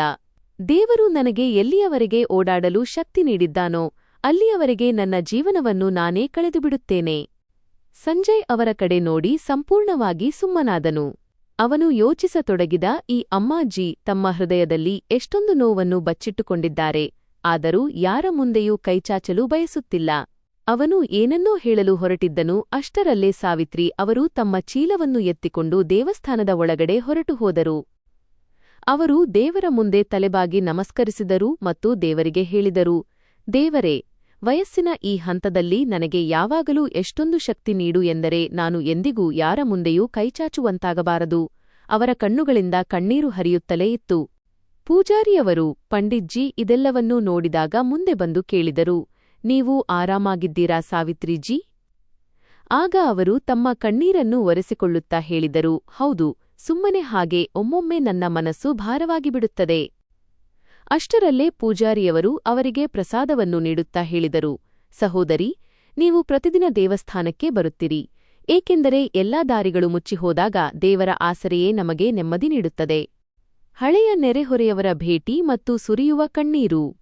ಸಾವಿತ್ರಿಯವರು ಪ್ರಸಾದವನ್ನು ತೆಗೆದುಕೊಂಡರು ಮತ್ತು ನಂತರ ಮುಗುಳ್ನಗುತ್ತಾ ಅಲ್ಲಿಂದ ಹೊರಡಲಾರಂಭಿಸಿದರು. ಅಷ್ಟರಲ್ಲೇ ದೇವಸ್ಥಾನಕ್ಕೆ ಒಬ್ಬ ಮಹಿಳೆ ಬಂದಳು ಮತ್ತು ಅವರನ್ನು ನೋಡುತ್ತಾ ಹೇಳಿದಳು, ಅಯ್ಯೋ ಸಾವಿತ್ರಿ ಅಕ್ಕ, ನೀನು ಇದೇನು ಸ್ಥಿತಿ ಮಾಡಿಕೊಂಡಿದ್ದೀಯಾ? ನಿನ್ನ ಮನೆಯಲ್ಲಿ ಎಲ್ಲವೂ ಸರಿಯಾಗಿದೆಯಲ್ಲವೇ? ಅವರು ತಮ್ಮ ತಲೆಯನ್ನು ಎತ್ತಿ ನೋಡಿದಾಗ ಅವಳು ಅವರ ಹಳೆಯ ನೆರೆಹೊರೆಯವಳಾದ ಮಧು ಆಗಿದ್ದಳು. ಅವಳು ತುಂಬಾ ವರ್ಷಗಳ ನಂತರ ಅವರಿಗೆ ಸಿಕ್ಕಿದ್ದಳು. ಅವರು ದೀರ್ಘವಾದ ನಿಟ್ಟುಸಿರು ಬಿಟ್ಟರು ಮತ್ತು ತಲೆ ತಗ್ಗಿಸಿಕೊಂಡರು. ಮನೆ ಈಗ ಎಲ್ಲಿ ಮನೆ ಉಳಿದಿದೆ ಮಧು?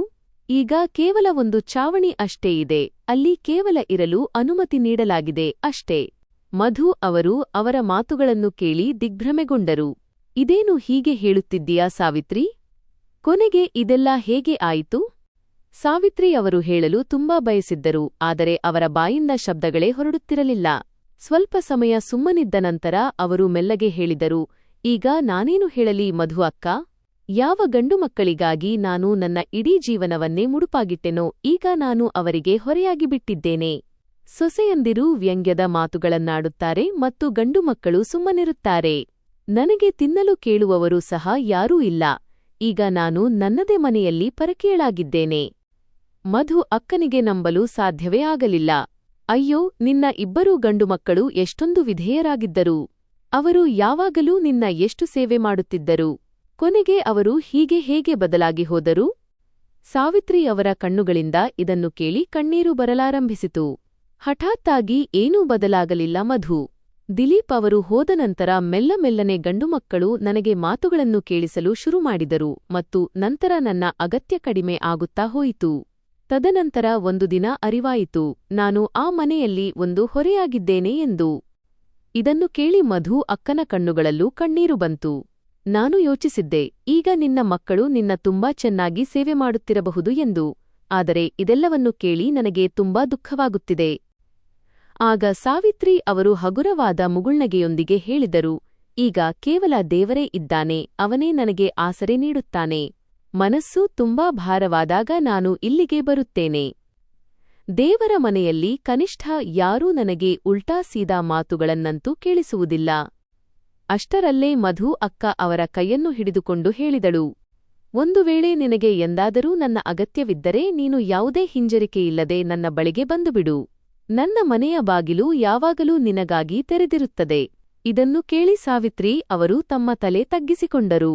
ಆದರೆ ಈಗ ಯಾರದ್ದೇ ಮನೆಗೆ ಹೋಗಿ ಇರುವುದು ಸಹ ತಮಗೆ ಸಾಧ್ಯವಿಲ್ಲ ಎಂಬುದು ಅವರ ಮನಸ್ಸಿಗೆ ಚೆನ್ನಾಗಿ ಗೊತ್ತಿತ್ತು. ಸ್ವಲ್ಪ ಸಮಯ ಮಾತನಾಡಿದ ನಂತರ ಸಾವಿತ್ರಿ ಅವರು ಭಾರವಾದ ಹೆಜ್ಜೆಗಳನ್ನಿಡುತ್ತಾ ತಮ್ಮ ಮನೆಯ ಕಡೆಗೆ ನಡೆದರು. ಆದರೆ ಅವರು ಬಾಗಿಲ ಬಳಿ ತಲುಪಿದ ತಕ್ಷಣವೇ ಬೆಚ್ಚಿಬಿದ್ದರು. ಅವರ ಕೋಣೆಯಿಂದ ಜೋರಾದ ಧ್ವನಿಗಳು ಕೇಳಿಬರುತ್ತಿದ್ದವು. ಅವರು ಕೋಣೆಯ ಕಡೆಗೆ ಹೆಜ್ಜೆ ಇಡುತ್ತಿದ್ದಂತೆ ಒಳಗಿನ ದೃಶ್ಯವನ್ನು ನೋಡಿ ಸಂಪೂರ್ಣವಾಗಿ ಆಶ್ಚರ್ಯಚಕಿತರಾದರು. ಕೋಣೆ ಪೂರ್ತಿಯಾಗಿ ಚೆಲ್ಲಾಪಿಲ್ಲಿಯಾಗಿ ಬಿದ್ದಿತ್ತು. ಕೋಣೆಯ ಮಧ್ಯದಲ್ಲಿ ಇಬ್ಬರು ಸೊಸೆಯಂದಿರು ಏನನ್ನೋ ಹುಡುಕುವಲ್ಲಿ ನಿರತರಾಗಿದ್ದರು. ಅವರ ನಡವಳಿಕೆಯಿಂದ ಅವರು ಯಾವುದೋ ಒಂದು ನಿರ್ದಿಷ್ಟ ವಸ್ತುವನ್ನು ಹುಡುಕುತ್ತಿದ್ದಾರೆ ಎಂಬುದು ಸ್ಪಷ್ಟವಾಗಿ ತಿಳಿಯುತ್ತಿತ್ತು. ಸಾವಿತ್ರಿ ಅವರು ಇದೆಲ್ಲವನ್ನೂ ನೋಡಿ ಹೌಹಾರಿದರು. ಇದೇನು ಮಾಡುತ್ತಿದ್ದೀರಾ ನೀವಿಬ್ಬರು ಎಂದು ನಡುಗುವ ದನಿಯಲ್ಲಿ ಸಾವಿತ್ರಿಯವರು ಕೇಳಿದಾಗ ಕಾಜಲ್ ಕೋಪದಿಂದ ತೀಕ್ಷ್ಣವಾಗಿ ಮುಖವಿಟ್ಟು ನೋಡುತ್ತಾ ಹೇಳಿದಳು, ಒಳ್ಳೆಯದಾಯಿತು, ನೀವೇ ಬಂದುಬಿಟ್ಟಿರಿ. ಈಗ ಸ್ಪಷ್ಟವಾಗಿ ಹೇಳಿ, ಆ ಹಣವನ್ನು ಎಲ್ಲಿ ಇಟ್ಟಿದ್ದೀರಿ? ಇದನ್ನು ಕೇಳಿ ಸಾವಿತ್ರಿ ಅವರು ಆಶ್ಚರ್ಯದಿಂದ ಕೇಳಿದರು, ಅಲ್ಲ, ಯಾವ ಹಣ? ಅಯ್ಯೋ, ಅದೇ 5,000 ರೂಪಾಯಿ. ಅದನ್ನು ನೀವು ಅಡುಗೆಮನೆಯಿಂದ ಕದ್ದಿದ್ದೀರಲ್ಲವೇ? ನಾವು ಇಡೀ ಮನೆಯಲ್ಲಿ ಹಣವನ್ನು ಹುಡುಕಿದೆವು, ಆದರೆ ನಮಗಂತೂ ಎಲ್ಲೂ ಸಿಗಲಿಲ್ಲ. ಸಾವಿತ್ರಿ ಅವರಿಗೆ ಇದನ್ನು ಕೇಳಿದ ತಕ್ಷಣವೇ ತಮ್ಮ ಕಾಲ ಕೆಳಗಿನ ಭೂಮಿ ಕುಸಿದಂತಾಯಿತು. ಸಾವಿತ್ರಿ ಅವರ ಅಧಿಕಾರದ ಕೀಲಿ. ನಾನು ಯಾವುದೇ ಹಣವನ್ನು ತೆಗೆದುಕೊಂಡಿಲ್ಲ. ಸಾವಿತ್ರಿ ಅವರ ಧ್ವನಿ ಕ್ಷೀಣಿಸಿತು. ನಿಮಗೆ ಪ್ರಜ್ಞೆಯಾದರೂ ಇದೆಯೇ? ನೀವು ನಿಮ್ಮದೇ ಆದ ಅತ್ತೆಯ ಮೇಲೆ ಇಷ್ಟೊಂದು ಕೀಳುಮಟ್ಟದ ಆರೋಪ ಹೊರಿಸುತ್ತಿದ್ದೀರಲ್ಲ. ನೋಡಿ ಮಮ್ಮಿಜಿ, ಈ ನಾಟಕವನ್ನು ನಿಲ್ಲಿಸಿ ಮತ್ತು ಸುಮ್ಮನೆ ನಮ್ಮ ಹಣವನ್ನು ಹೊರತೆಗೆದು ಕೊಟ್ಟುಬಿಡಿ. ಇಲ್ಲದಿದ್ದರೆ ಖಂಡಿತವಾಗಿಯೂ ಒಳ್ಳೆಯದಾಗುವುದಿಲ್ಲ. ಮತ್ತು ಒಂದು ವೇಳೆ ಹಣ ಸಿಗದಿದ್ದರೆ ಆಮೇಲೆ ನಾವು ನಿಮ್ಮ ಸ್ಥಿತಿಯನ್ನು ಏನೂ ಮಾಡುತ್ತೇವೆ ಎಂದು ನೀವೇ ನೋಡಿಬಿಡಿ.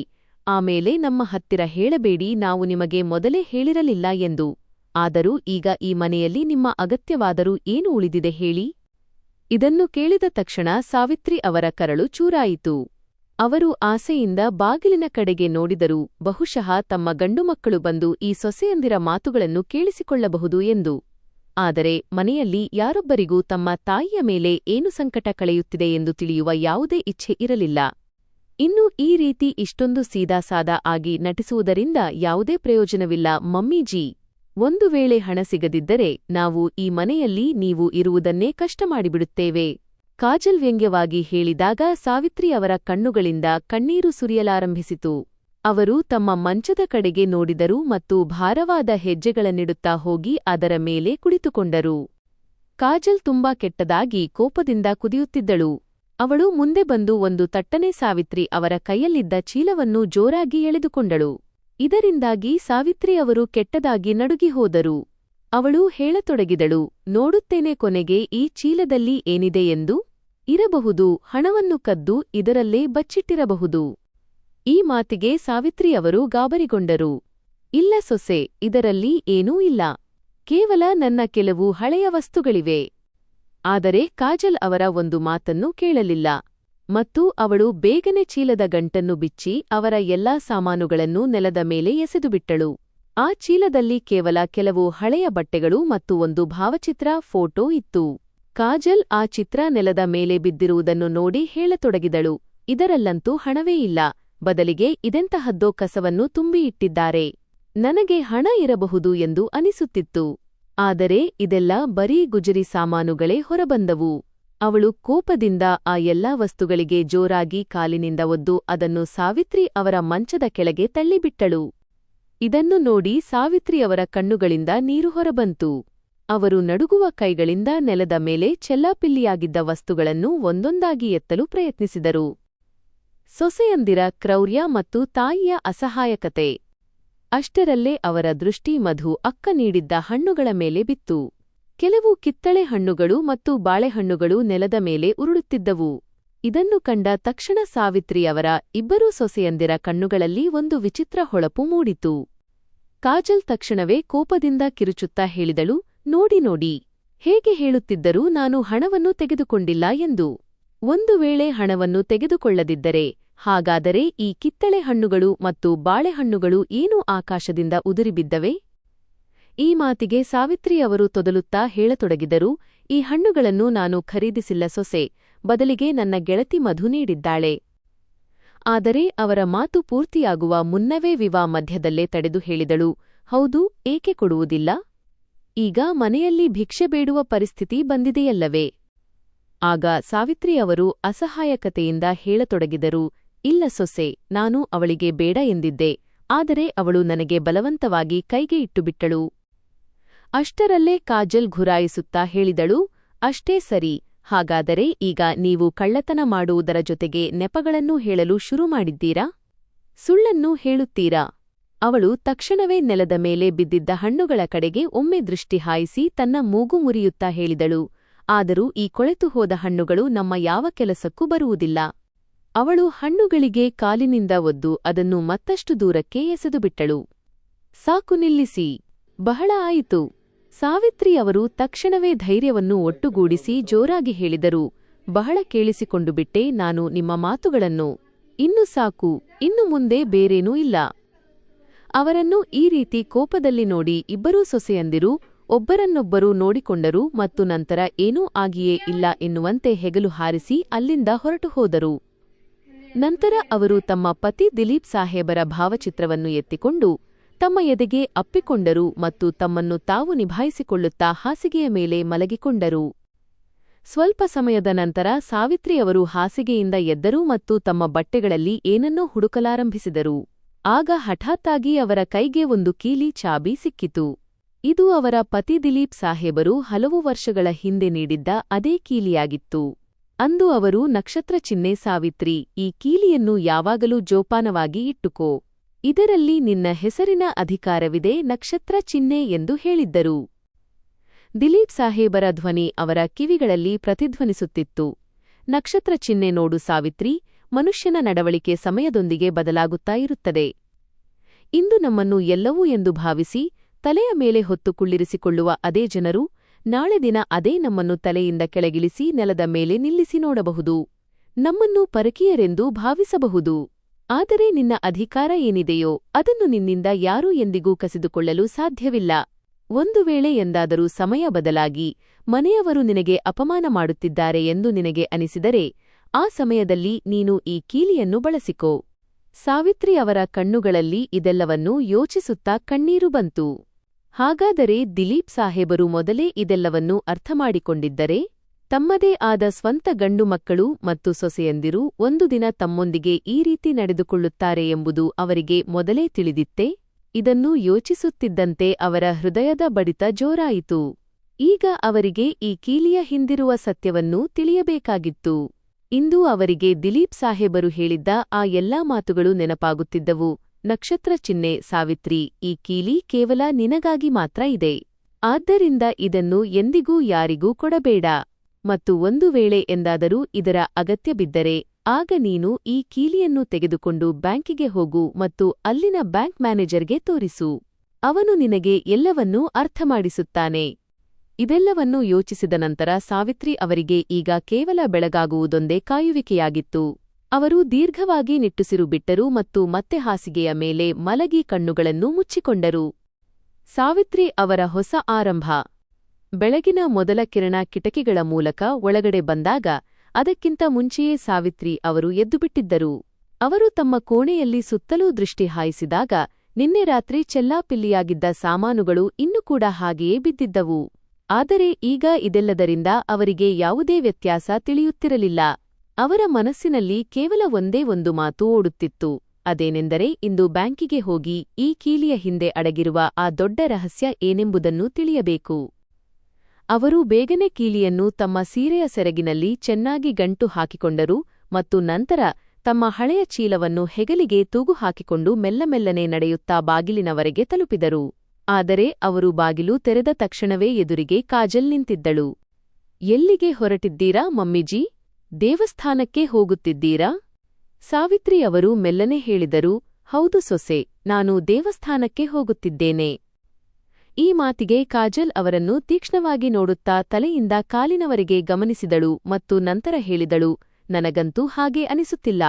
ನನಗೆ ಅನಿಸುತ್ತಿರುವುದೇನೆಂದರೆ ನೀವು ದೇವಸ್ಥಾನಕ್ಕಲ್ಲ ಬದಲಿಗೆ ಇನ್ಯಾವುದೋ ಜಾಗಕ್ಕೆ ಹೋಗುತ್ತಿದ್ದೀರಾ ಎಂದು. ಗೊತ್ತಿಲ್ಲ, ಈಗ ಇನ್ನು ಯಾವ ಹೊಸ ನಾಟಕ ಮಾಡಲು ಬಯಸುತ್ತಿದ್ದೀರೋ. ಸಾವಿತ್ರಿಯವರು ಅವಳ ಈ ಮಾತಿಗೆ ಏನನ್ನೂ ಹೇಳಲಿಲ್ಲ ಮತ್ತು ಕೇವಲ ಒಂದು ಸುಳ್ಳು ಮುಗುಳ್ನಗೆಯೊಂದಿಗೆ ಮುಂದೆ ನಡೆದು ಹೋದರು. ಬ್ಯಾಂಕ್ ತಲುಪಿದ ನಂತರ ಅವರು ಅಲ್ಲಿನ ಮ್ಯಾನೇಜರ್ಗೆ ಹೇಳಿದ್ದರು, ಮಗನೇ, ನನ್ನ ಪತಿ ನನಗೆ ಈ ಕೀಲಿಯನ್ನು ನೀಡಿದ್ದರು ಮತ್ತು ಇದನ್ನು ಬ್ಯಾಂಕಿನಲ್ಲಿ ತೋರಿಸಲು ಹೇಳಿದ್ದರು. ಮ್ಯಾನೇಜರ್ ಆ ಕೀಲಿಯನ್ನು ಸೂಕ್ಷ್ಮವಾಗಿ ಗಮನಿಸಿದನು ಮತ್ತು ನಂತರ ಅವನು ತನ್ನ ಕಂಪ್ಯೂಟರ್ ಪರದೆಯ ಮೇಲೆ ಏನನ್ನೋ ಪರಿಶೀಲಿಸಲು ಚೆಕ್ ಮಾಡಲು ಶುರುಮಾಡಿದನು. ಇದರ ನಂತರ ಅವನು ಕೆಲವೇ ನಿಮಿಷಗಳಲ್ಲಿ ಎದ್ದು ತನ್ನ ಕ್ಯಾಬಿನ್ ಒಳಗಡೆ ಹೊರಟು ಹೋದನು. ಸ್ವಲ್ಪ ಸಮಯದ ನಂತರ ಅವನು ವಾಪಸ್ ಬಂದಾಗ ಅವನೊಂದಿಗೆ ಬ್ಯಾಂಕಿನ ಮತ್ತೊಬ್ಬ ಹಿರಿಯ ಅಧಿಕಾರಿಯೂ ಇದ್ದನು. ಅವನು ಸಾವಿತ್ರಿ ಅವರಿಗೆ ಹೇಳಿದ, ಅಮ್ಮಾಜಿ, ನೀವು ನಮ್ಮೊಂದಿಗೆ ಬನ್ನಿ. ಸಾವಿತ್ರಿ ಅವರ ಹೃದಯವು ಇದೆಲ್ಲವನ್ನೂ ಕೇಳಿ ವೇಗವಾಗಿ ಬಡಿಯಲಾರಂಭಿಸಿತು. ಅವರು ಅಧಿಕಾರಿಯೊಂದಿಗೆ ಒಳಗಿನ ಕ್ಯಾಬಿನ್ಗೆ ಹೋದರು ಮತ್ತು ಕುರ್ಚಿಯ ಮೇಲೆ ಕುಳಿತುಕೊಳ್ಳುತ್ತಾ ಹೇಳಿದರು, ಮಗನೇ, ನನಗೆ ಯಾವುದೂ ಅರ್ಥವಾಗುತ್ತಿಲ್ಲ, ಈ ಕೀಲಿ ಕೊನೆಗೆ ಯಾವ ವಸ್ತುವಿನದ್ದು ಎಂದು. ಆಗ ಮ್ಯಾನೇಜರ್ ಮುಗುಳ್ನಗುತ್ತಾ ಹೇಳಿದ, ಅಮ್ಮಾಜಿ, ಇದು ಯಾವುದೇ ಸಾಮಾನ್ಯ ಕೀಲಿಯಲ್ಲ. ನೀವು ನಿಮ್ಮ ಗುರುತಿನ ಚೀಟಿಯನ್ನು, ಐಡೆಂಟಿಟಿ ಕಾರ್ಡ್ ನೀಡಿ, ಏಕೆಂದರೆ ನಿಮ್ಮ ಗುರುತನ್ನು ಪರಿಶೀಲಿಸಬೇಕಾಗಿದೆ. ಬ್ಯಾಂಕಿನ ನಿಯಮಗಳು ಸಾಕಷ್ಟು ಕಠಿಣವಾಗಿವೆ. ಈ ಮಾತಿಗೆ ಸಾವಿತ್ರಿಯವರು ಹಗುರವಾದ ಮುಗುಳ್ನಗೆಯೊಂದಿಗೆ ಹೇಳಿದರು, ನನಗೆ ಗೊತ್ತಿತ್ತು ಮಗನೇ, ಗುರುತಿನ ಚೀಟಿಯ ಅಗತ್ಯ ಬೀಳುತ್ತದೆ ಎಂದು. ಅದಕ್ಕಾಗಿಯೇ ನಾನು ಅದನ್ನು ನನ್ನೊಂದಿಗೆ ತಂದಿದ್ದೇನೆ. ಇಷ್ಟನ್ನು ಹೇಳುತ್ತಾ ಅವರು ತಮ್ಮ ಗುರುತಿನ ಚೀಟಿಯನ್ನು ಚೀಲದಿಂದ ಹೊರತೆಗೆದು ಬ್ಯಾಂಕ್ ಮ್ಯಾನೇಜರ್ ಕೈಗೆ ನೀಡಿದರು. ಮ್ಯಾನೇಜರ್ ಅವರ ಗುರುತಿನ ಎಲ್ಲಾ ಪ್ರಕ್ರಿಯೆಗಳನ್ನು ಪೂರ್ಣಗೊಳಿಸಿದನು ಮತ್ತು ಒಬ್ಬ ಸಿಬ್ಬಂದಿಯನ್ನು ಕರೆದನು. ಅವನು ಅವರನ್ನು ಕರೆದುಕೊಂಡು ಲಾಕರ್ ರೂಮ್ ಕಡೆಗೆ ಹೋದನು ಮತ್ತು ಮೆಲ್ಲನೆ ಹೇಳಿದ, ಅಮ್ಮಾಜಿ, ಇದೇ ನಿಮ್ಮ ಲಾಕರ್. ನೀವು ನಿಮ್ಮ ಕೀಲಿಯಿಂದ ಇದನ್ನು ತೆರೆಯಬಹುದು. ಲಾಕರ್ ತೆರೆದ ತಕ್ಷಣವೇ ಅವರ ಕಣ್ಣುಗಳು ಆಶ್ಚರ್ಯದಿಂದ ಅಗಲವಾದವು. ಅದರ ಒಳಗಡೆ ಕೆಲವು ಒಡವೆಗಳು, ಜಮೀನು ಮತ್ತು ಆಸ್ತಿಯ ಕಾಗದಪತ್ರಗಳು ಹಾಗೂ ಒಂದು ದೊಡ್ಡ ಲಕೋಟೆ ಎನ್ವೆಲಪ್ ಇಡಲಾಗಿತ್ತು. ಸಾವಿತ್ರಿ ಅವರು ನಡುಗುವ ಕೈಗಳಿಂದ ಆ ಲಕೋಟೆಯನ್ನು ತೆರೆದಾಗ ಒಳಗಡೆ ಒಂದು ಪತ್ರವಿತ್ತು. ಅದನ್ನು ಅವರ ಪತಿ ಬರೆದಿದ್ದರು. ಸಾವಿತ್ರಿ, ಇಂದು ನೀನು ಈ ಪತ್ರವನ್ನು ಓದುತ್ತಿದ್ದರೆ ಬಹುಶಃ ಇಷ್ಟರಲ್ಲೇ ನಾನು ಈ ಜಗತ್ತಿನಲ್ಲಿ ಇಲ್ಲ ಎಂದು ಅರ್ಥ. ಆದರೆ ನನ್ನ ಪೂರ್ಣ ಪ್ರಯತ್ನವೇನೆಂದರೆ ನಿನಗೆ ಎಂದಿಗೂ ಯಾವುದೇ ವಸ್ತುವಿನ ಕೊರತೆಯಾಗಬಾರದು ಎಂದು. ನಾನು ನನ್ನ ಜೀವನದಲ್ಲಿ ಏನೆಲ್ಲಾ ಸಂಪಾದಿಸಿದ್ದೇನೋ ಅದನ್ನೆಲ್ಲಾ ನಿನ್ನ ಹೆಸರಿಗೆ ಮಾಡಿದ್ದೇನೆ. ಈ ಲಾಕರ್ ನಿನ್ನ ಸುರಕ್ಷತೆಗಾಗಿ ಇದೆ. ಇದರಿಂದ ನೀನು ಯಾರ ಮುಂದೆಯೂ ಕೈಚಾಚುವ ಅಗತ್ಯ ಬೀಳಬಾರದು. ಇದೆಲ್ಲವನ್ನೂ ಓದಿದ ತಕ್ಷಣವೇ ಸಾವಿತ್ರಿ ಅವರ ಕಣ್ಣುಗಳಿಂದ ಕಣ್ಣೀರು ಹರಿಯಲಾರಂಭಿಸಿತು. ಅವರಿಗೆ ತಮ್ಮ ಪತಿ ಹೇಳಿದ್ದ ಪ್ರತಿಯೊಂದು ಮಾತು ನೆನಪಾಗತೊಡಗಿತು. ಅವರ ಹೃದಯದಲ್ಲಿ ಒಂದು ಹೊಸ ಭರವಸೆ ಜಾಗೃತವಾಯಿತು. ಅವರು ತಮ್ಮ ಪತಿಯ ಪತ್ರವನ್ನು ತಮ್ಮ ಎದೆಗೆ ಅಪ್ಪಿಕೊಂಡರು ಮತ್ತು ದೀರ್ಘವಾದ ನಿಟ್ಟುಸಿರು ಬಿಟ್ಟರು. ಅವರ ಜೀವನದಲ್ಲಿ ಯಾವ ದುಃಖಗಳ ಸರಣಿ ಮುಂದುವರಿಯುತ್ತಿತ್ತೋ ಇಂದು ಅವರಿಗೆ ಆ ಸರಣಿಯನ್ನು ಕೊನೆಗಾಣಿಸುವ ಶಕ್ತಿ ಸಿಕ್ಕಿಬಿಟ್ಟಿತ್ತು.